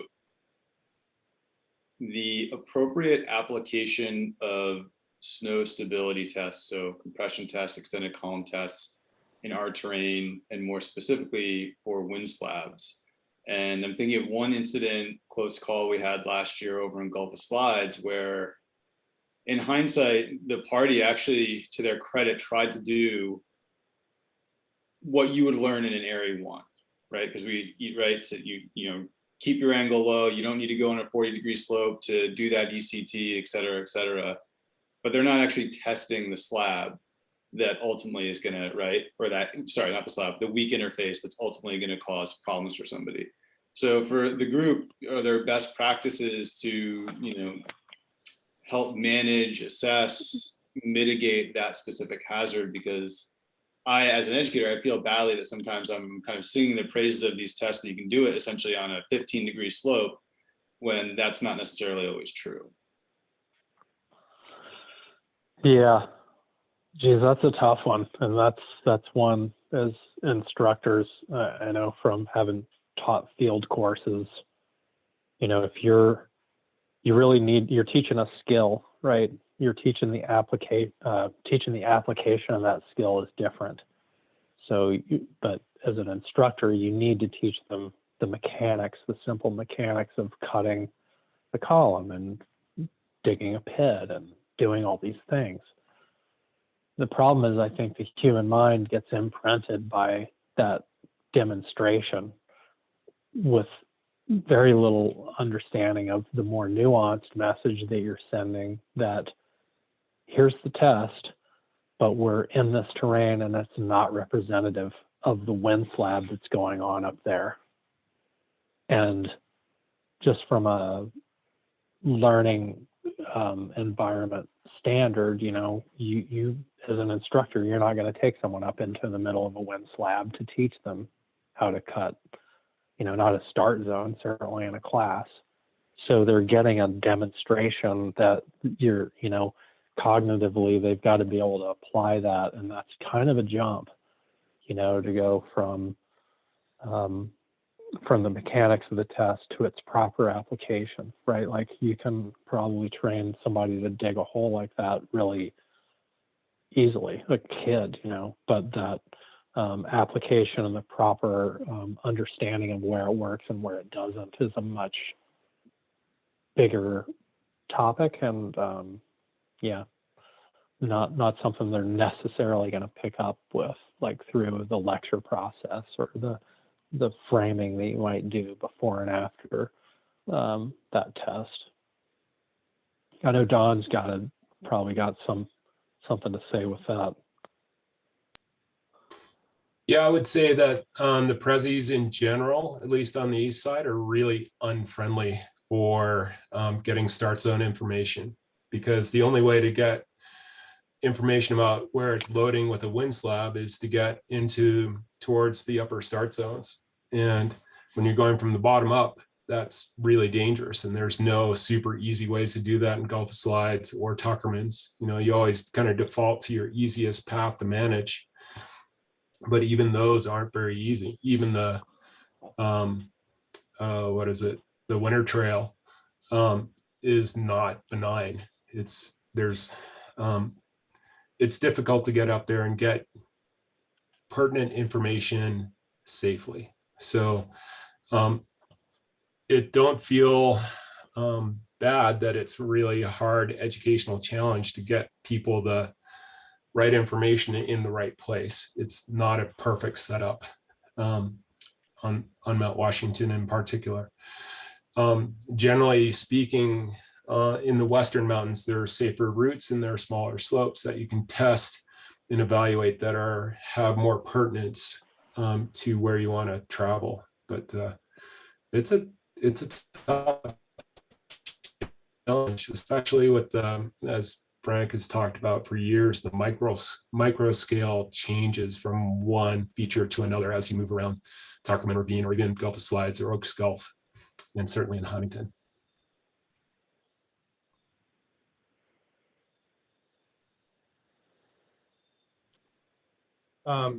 Question here from Anonymous, actually, that I'll just answer quick. Let's see, what are your thoughts on using a guide service for novices at Tux? And this might be biased because I'm a ski guide, but I think that is an excellent idea. I think ski guides in the East Coast are, they're slow to kind of take on popularity, but I think now people are starting to see the value in hiring a guide. And not only is that person a professional at providing really good experience and ideally really good snow for you to ski on, but you can learn a substantial amount about backcountry traveling, avalanche conditions. That person is generally also an educator to some degree. So some of them very, very experienced, some of them less experienced, but either way, a guided experience in Tux is I think a really good way to go. So I love to see that become more of a norm as people start to want to venture out into bigger terrain or more remote terrain and that sort of thing. Tux might not be the place that you start, especially depending on the conditions, but that's not to say that you can't learn a lot about going out with a ski guide. Here's a question from Benjamin. Last year, we talked a bit, it's his question, sorry. Last year, we talked a bit about PST tests. That was a presentation that Eric Knopf gave at last year's ESA about data with PSTs and ECTs out in his neck of the woods. So Frank, and the rest of his question is, have you personally seen avoidable false stables over the last season? So I guess, I don't know if you want to answer that specifically, but also like in the field as a avalanche forecaster at MWAC, and maybe others can chime in about the PST's applicability in their area. Is that something that you use? Is that something that you're tracking? And if not, maybe, what are you using and why? I'll just start with our terrain. I'll fall on my sword and say that I'm a big fan of red flags, and we live in a direct action avalanche regime, and there's much more critical data to pay attention to than a stability test will give you, particularly in our spatially variable terrain. What I find with stability tests is that it is useful mostly just to communicate what you're seeing and help other folks calibrate what they're seeing with their stability tests. Wind slabs is our prevailing problem probably, I would guess, 85 or 90% of our avalanche problems, and certainly I would say nearly 100% of the people that are caught and killed or injured by avalanches, it's a wind slab avalanche or a storm slab turning to a wind slab. You know, you get very obvious information before you get avalanched in this area. I've done lots of those stability tests, particularly starting out as a snow ranger and getting calibrated to this area. I certainly use the heck out of them when I travel, especially when we have a very obvious weak layer. And, you know, digging for me, because we're so spatially variable, I dig frequently, but I dig shallowly, and I recognize that, you know, the depth of that avalanche or the depth of the slab in question, I kind of know through experience where it is and where it isn't. And anybody that travels in the mountains can know where it is and where it isn't, right? Like, the wind slabs form where they form, and if you spend much time there, you can just watch it deposit. So yeah, in terms of false stables from the PST, you know, you're already set up for a false stable test result from any snow stability test that you do in Tuckerman Ravine, because our trigger points are so unknown, right? Like, you can hit a thin spot, you can get 6 stability tests on your way up the lip, and then go to ski it, and you ski over the thin spot and trigger the slab. So is that a false stable, or is that a misapplication of a stability test? Right. I would hazard a guess that it's the latter.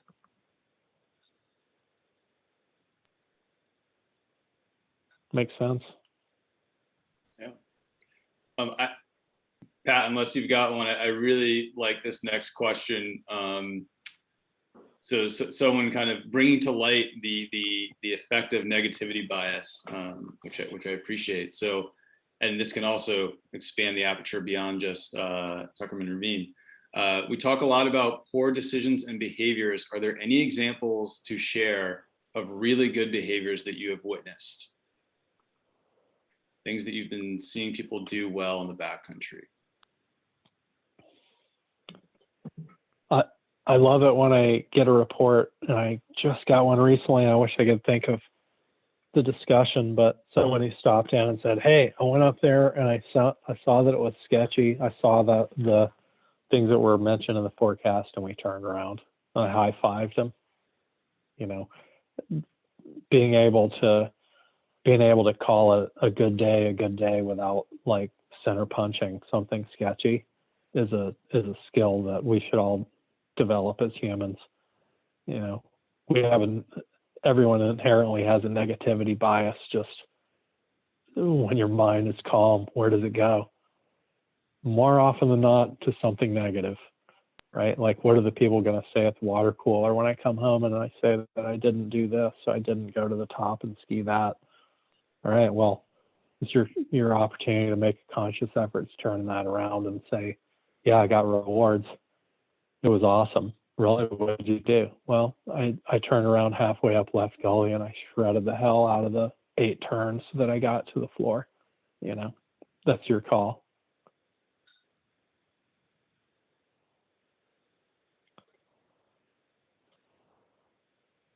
I'm just picking up on that. I'm really liking the trend now that certainly in North America, and it's not happening here in Europe at all yet, but people are posting in and submitting their own observations of instability and avalanches, and I think as a community that's super valuable, not just for the forecasters in the region to add depth to that tapestry of information, but just to other people as well when they're open source. And other folk can see the observations coming in. Canada are doing it particularly well. In Europe, Norway are doing it well, but that's about it really. And for the whole of Europe, I know some of the regional forecasts in the States are getting stuff coming in. I think that's a really positive recent trend in the last few years.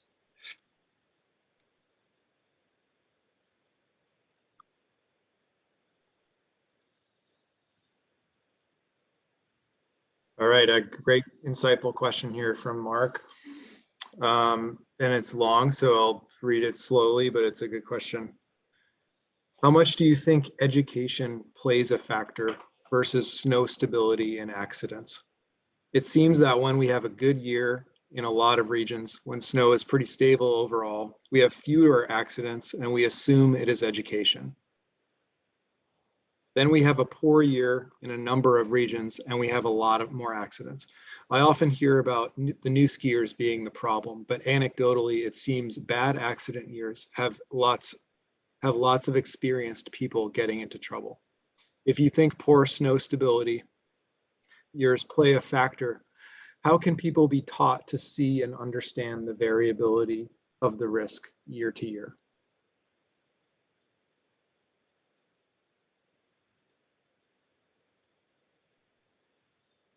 So I think Pascal might have some views on this, but just to set him up, Carl Berkland addressed last year's spike in fatalities, and they were at Seesaw and Wysaw he presented. So those presentations will be online soon for you to reference.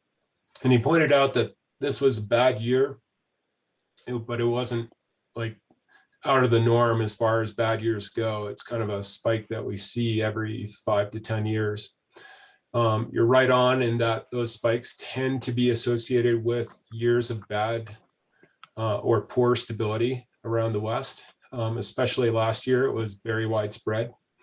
And that set up, a lot of people for consequential mistakes once the fire hose turned on in February. And February was definitely a strong snow month that overloaded a very weak basal snowpack structure. As far as how do we tackle this as educators, it's definitely you're trying to teach the setup and the skills to recognize trends in the snowpack and times when it would be weaker. The big thing that stood out last year was the accidents that killed 2 or more people. So there was a failure in travel techniques, or at least in selecting appropriate terrain for the conditions. Amongst very experienced people, most of the fatalities were experienced travelers. So I think keying in education-wise on safe travel procedures and making sure people don't forget those is one easy answer, but I'm sure there's more. So I'll hand it off to Pascal or whoever wants to talk about it. Thanks, Don. Yeah, it was Carl's presentations that came to mind right away. And I think, as you said, there's in those years, it's often experienced people that get into accidents, and there might be kind of a general sense that because of the experience that they have, they're able to outsmart those challenging conditions. And they're a very challenging target audience in some ways, because most of the time people take sort of avalanche courses at the beginning of their careers, and then they sort of just do their thing in the mountains and gain a lot of valuable experience, but they might also sort of pick up some suboptimal habits, or think because of that experience that they're able to have more control than they actually have. And so I think just really approaching the backcountry with some decent, being humble, and always know that there's just a lot of uncertainty out there, and that there's years to just really, where you just really need to dial it back.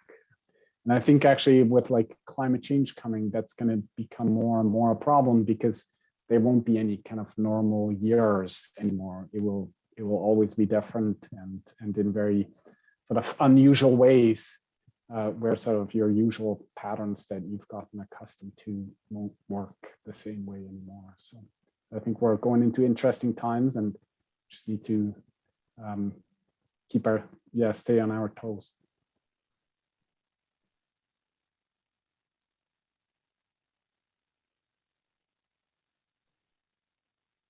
All right, we're out of questions from the audience as of right now, but if Blake, if you have anything, or Joe, or Frank, any of the other panelists, we can. Yeah, actually, I did have. Oh, sorry, go ahead.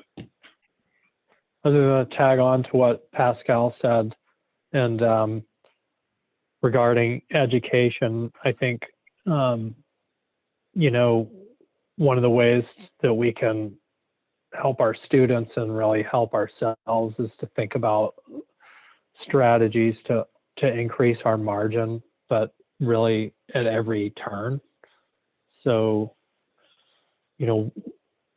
our margin shrinks down and we start to ignore it, I think, when we get excited about certain things. And when we are in the face of either uncertainty or we're in familiar terrain, but unfamiliar circumstances, it's really easy to, if you cut that edge a little too close, and maybe this is what happened to Ian and the Ammonoosuc Ravine, just overlooked that little bit of wind loading that happened from the south, which is pretty unusual over there. That's where the margin kicks in. That's where that extra little bit of safety factor kicks in when you choose a little lower consequence slope. Those terrain choices and seeking those rewards, maybe that's where we want to educate folks to, and we can do that by example, right? We can role model, like, hey, I love OGP. I like 32-degree snow, it's floating, man, whatever. Like, I think that's where instructors can help. And I don't know how you pass on the collective impact of seeing people die doing silly things, sliding down on ropes or sliding down on plastic boards.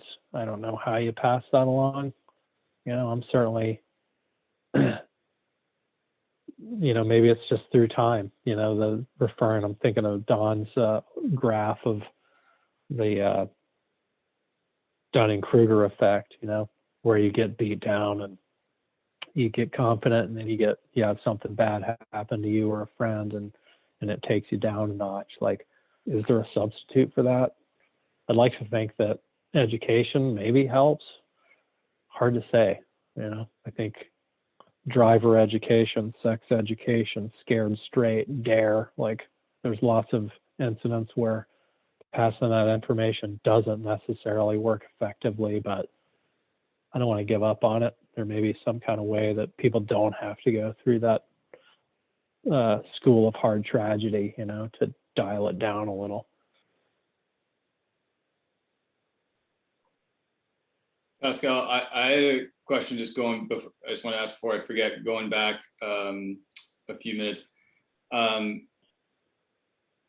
Would you advocate for, because you mentioned people take their level 1 or their level 1 and level 2, and then they kind of go throughout their careers and don't really come back to that curriculum. Would you be an advocate for more of a wilderness first responder type model where there's a limit? It's like every 3 years we have to go recert, and I'm always amazed when I have to go recert. If you were to ask me today, Blake, you have your warfare, your skills pretty good? I'm like, yeah, they're all right. And then you go take the test and whoa, totally forgot about that. So do you think that there's an opportunity for, whether it's in Canada or here in the United States or over in Europe, to kind of maybe rein that in a little bit so you don't just check that box 15 years ago and you're good? Yeah, I think it could be a cool model and kind of an opportunity for course providers to do something like that. Like Eric Peitsch's study on avalanche fatalities in the US showed that the age of fatal avalanche victims is going up. So I think there's definitely a market there. And if it was kind of cooler to do that research once in a while, and even if it's just to get up to speed, what's the latest design in the avalanche bulletin and where these avalanche problems came from. Like when I think back to my own career, like when I started in this, like the avalanche bulletins looked way different.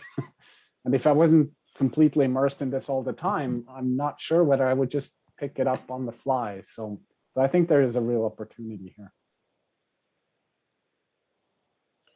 Pascal, do you see any sort of model for like online training? I know you had mentioned that was part of one of the studies, that maybe it was Anne St. Clair or someone else.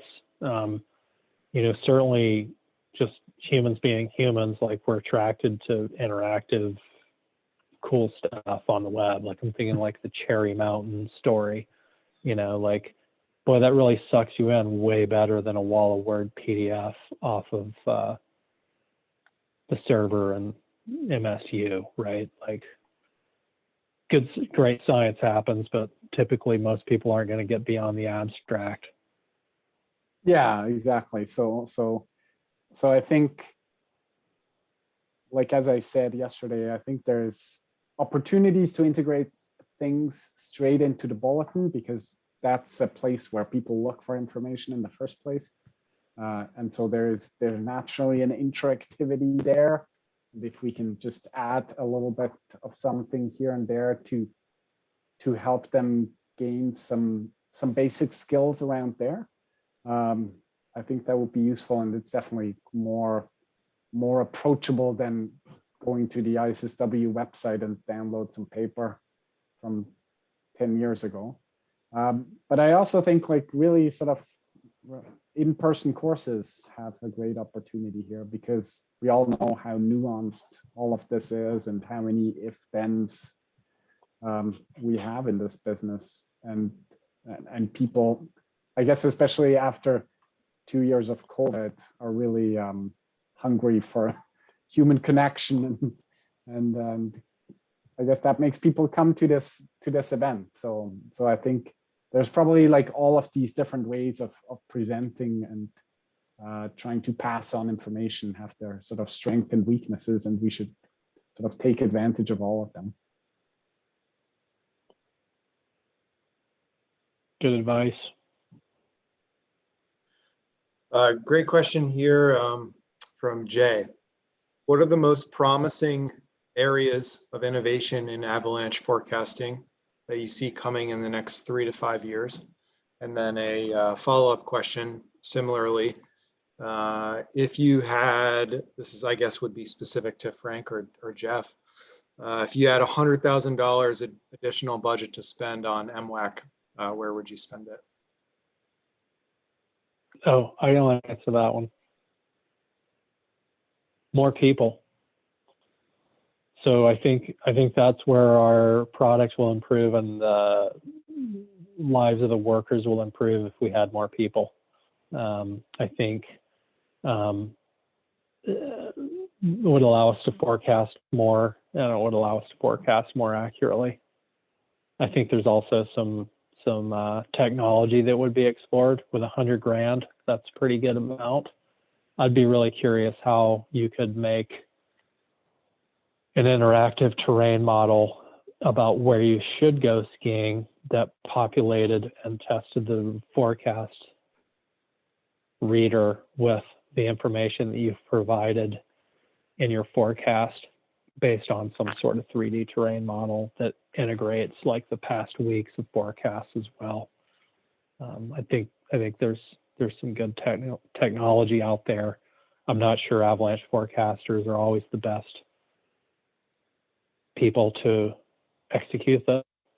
May need to look across disciplines and to other social sciences, talk to people in Madison Avenue. We're trying to sell safety concepts, right? Like there's a lot of skills out there that could be tapped.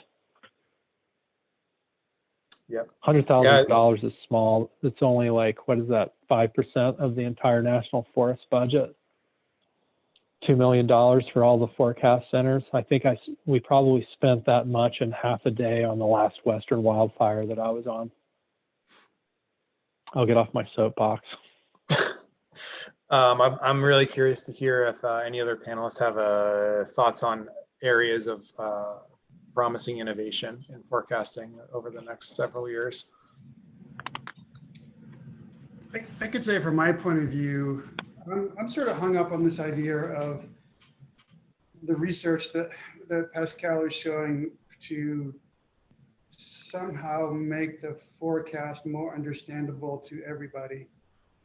And it seems like a lot of advances have been made, but I was thinking, after last night's presentation, I went to AvalancheResearch.org, Simon Fraser University, and I found that study paper that had I think Pascal talked about it last night, showing these little tests, like if you give somebody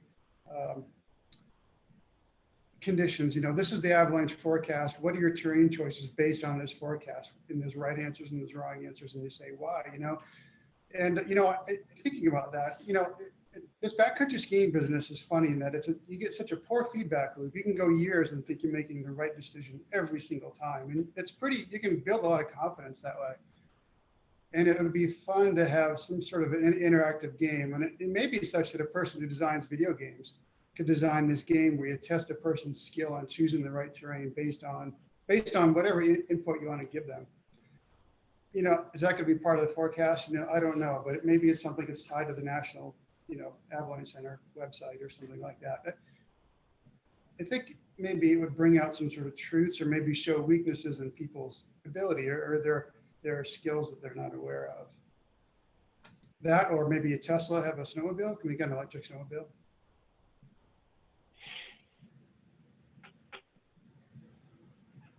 Thanks, Jeff. For the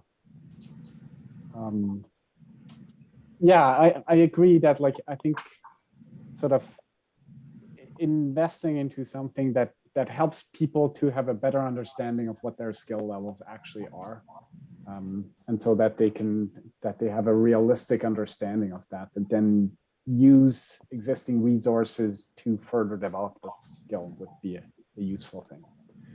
In Canada, snowpack modeling, I think, is also has great potential, just because our forecast areas are so big that we're never really able to have enough information to make accurate forecasts, and so I think there is some potential there too. But that's very specific to Canada at this point.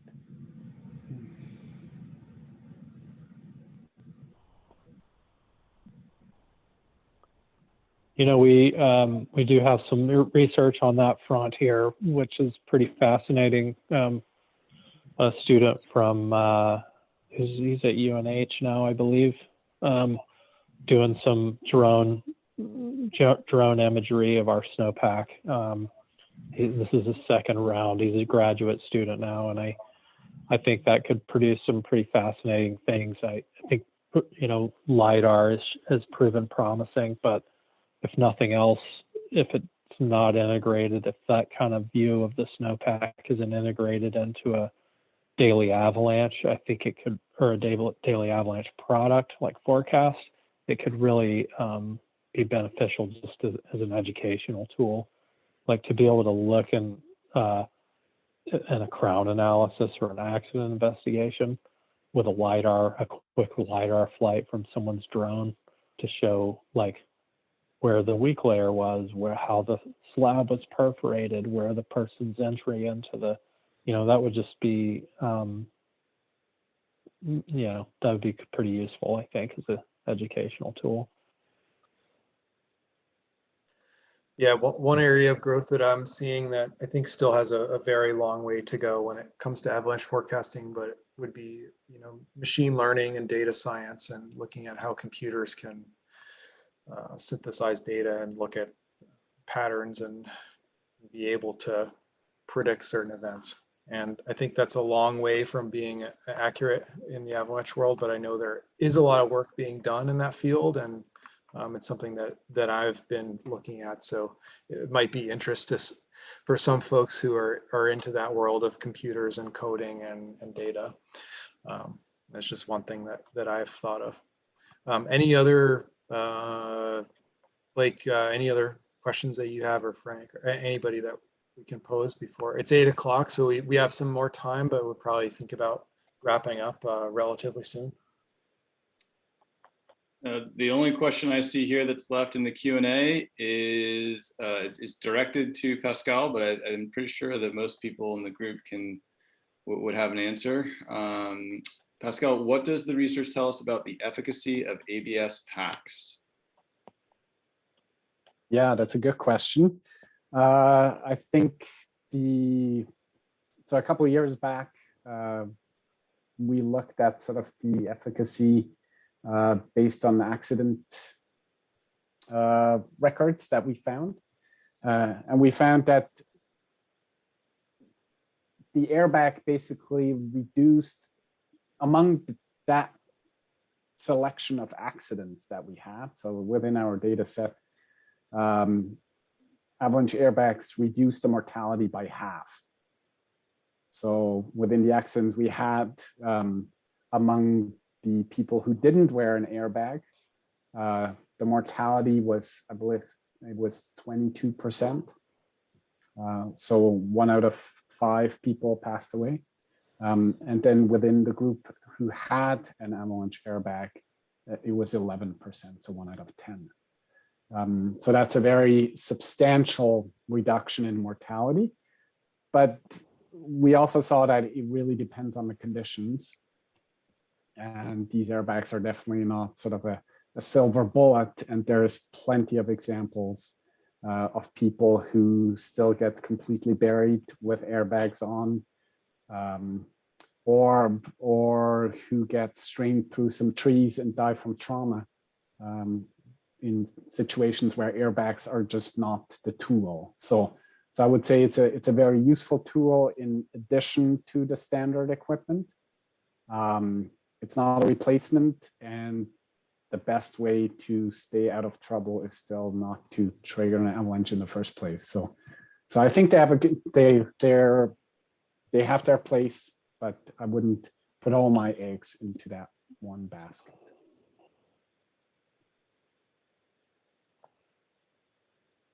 There's been fatalities in Canada with snowmobilers where they chose only to wear an airbag, and no beacon and any other rescue gear, and they paid with their life. So yeah.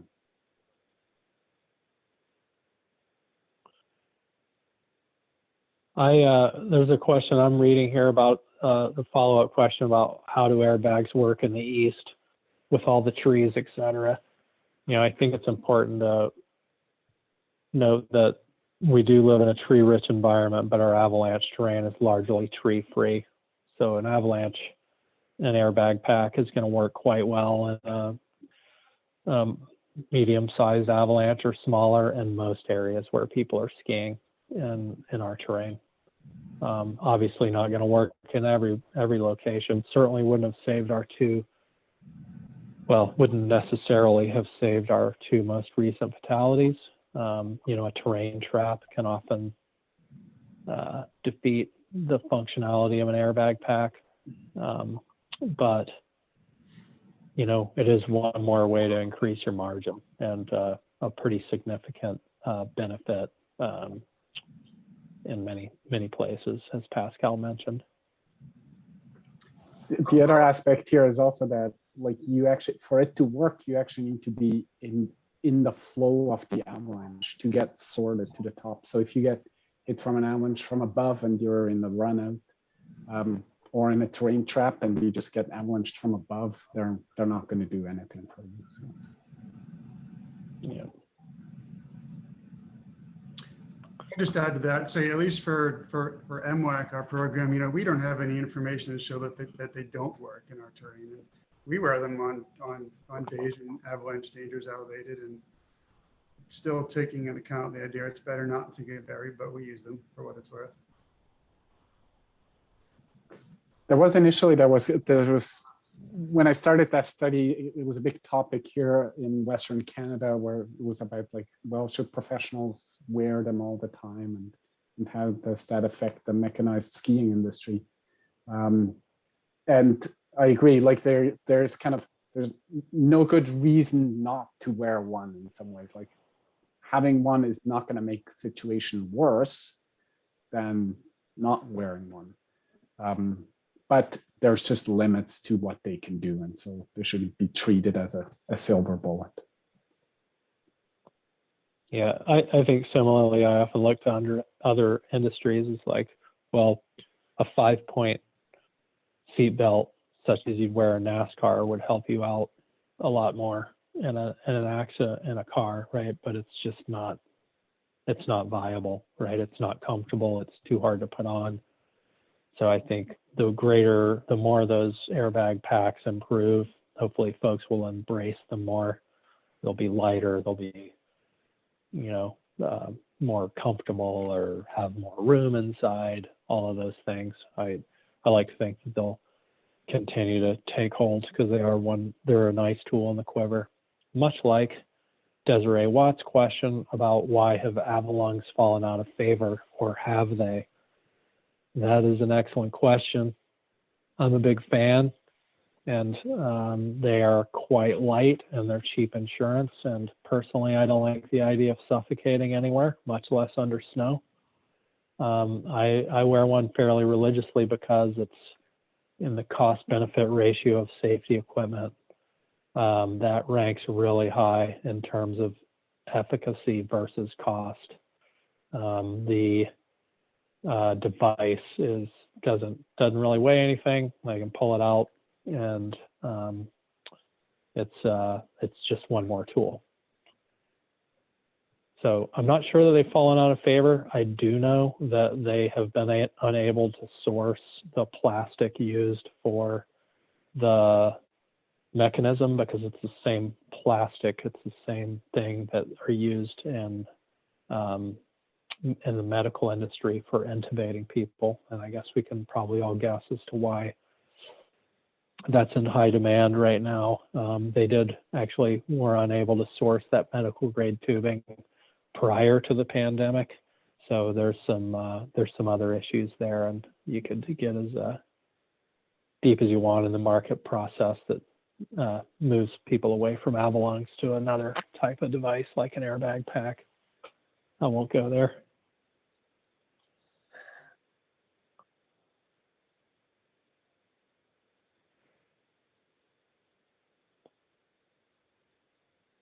Well, it looks like we've wrapped up all the questions.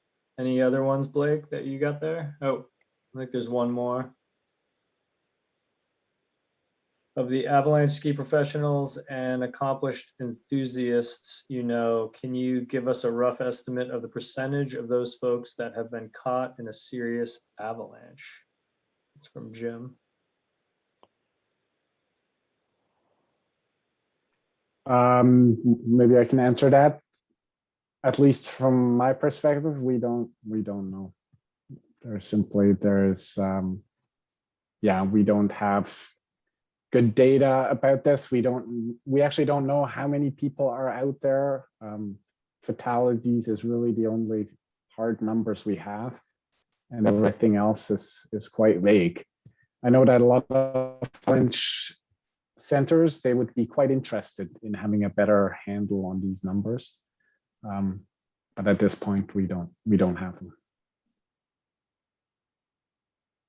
Pascal or Don, do you know of any further attempt to more broadly educate folks about the alpinenearmiss.com, Scott Savage's, was it Alpine Near Miss or Avalanche Near Miss? It's avalanchenearmiss.org, I believe.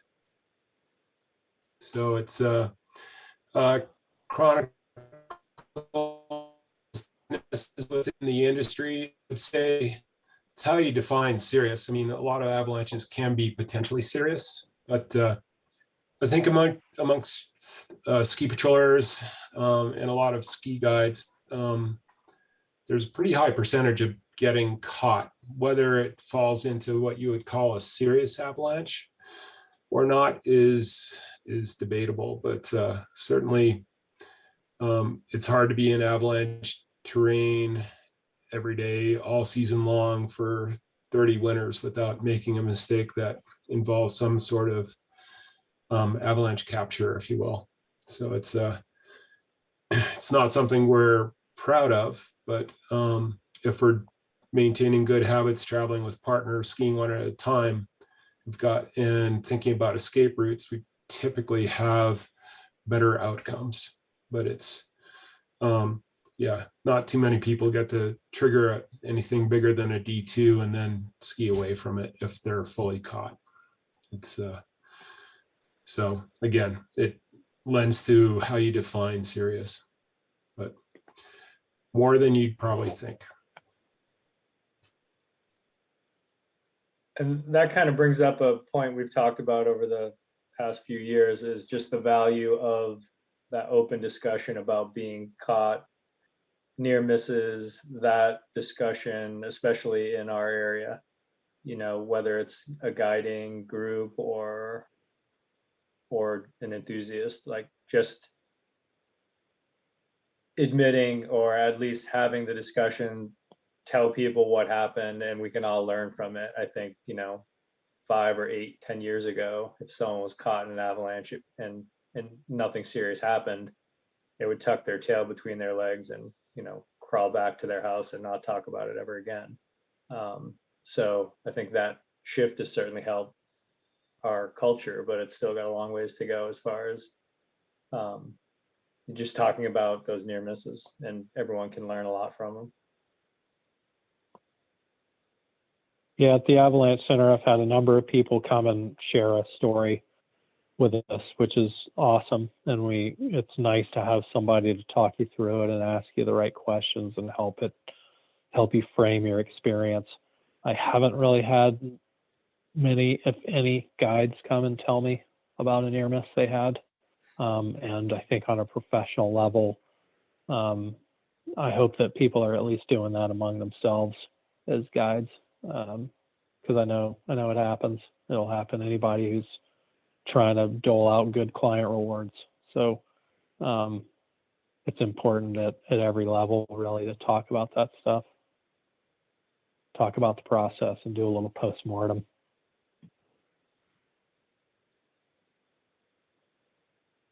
Well, Pat, you got any more questions? Blake, Frank, anyone else?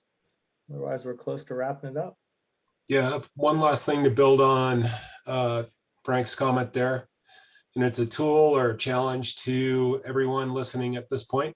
When you go out there and you're traveling, whether you're skiing, riding, sledding, whatever the case is in avalanche terrain, before you execute your decision, if you've decided to go, stop and do a pre-mortem test. So Frank just talked about after action review, post-mortem test, or post-mortem review. But a pre-mortem is something from the military, and that's where they have made a plan, they're about to execute, and then they stop, think about, all right, what went wrong? What was wrong? And in general, people don't look for disconforming evidence when they're trying to make a decision. They're looking for evidence that supports their decision. And by doing the pre-mortem test, a good way to do that is take ELP truth and go through it and like, how many of these things come into play? You know, it's pretty much a list of what the newspaper is going to say the next day if it goes wrong. And if you're going through that and you're saying, well, it was probably because we had loading in the last 48 hours, we had avalanche activity in the last 48 hours, and we're above a terrain trap and the hazard is considerable, that's a pretty good pre-mortem check on whether you're making a bold decision or the right decision. So there are a lot of right decisions out there, and there are a lot of times that you can ski, ride, or sled. There's that's the beauty of the sport. We can have a lot of fun, but there are times when it's not. So challenge yourself. If you're in big terrain, making a decision in consequential terrain, try that pre-mortem test out. Awesome. Well, I think we'll leave you all with that bit of wisdom from Don. I'd like to thank all of the panelists for taking the time to present at our ESAW. I know that it means a lot to us at the Avalanche Foundation and the Avalanche Center. And I know that it also means a lot to our little ski community over here on the East Coast. So thank you guys so much for taking the time to put something together for everybody here. It's been awesome. For those of you wondering, I've gotten some emails over the past couple of days about recordings. So yes, this has been recorded all 3 nights. And we will be releasing those to registrants over the next week or so. So you'll have access. There's some people who couldn't make it live. So they'll be able to have a recorded copy. And then for all of you who did attend live, it is nice. Sometimes there's some striking ideas that come out of these events for folks. And it's nice to be able to go back and reflect on those and hear them again. And be able to maybe pull some more things out that you might not have picked up on during the live session. So that should be an awesome resource for folks. And then typically several months down the road, we will kind of release these talks publicly because they are incredible content that we want the community to have access to. So thanks everybody for coming. And then lastly, just thanks again to our sponsors, Patagonia, Tuckerman Brewing right in Conway, Ski the Whites shop in Jackson, Acadia Mountain Guides, and Alpenglow shop, Hillary McCloy, and of course the American Avalanche Association. So I think I covered all the housekeeping stuff there. Frank or Blake or Joe, do you guys have anything that I missed, or can we wrap this baby up? Nothing from me. Wrap it up, Pat. Good work. Yeah, nice job, everybody. Yeah, thank you all for attending and have a good season. Awesome. Thanks, everybody. I'm going to stop the recording, but we'll hang out for a little bit and chat if anybody wants to. All right. Good night.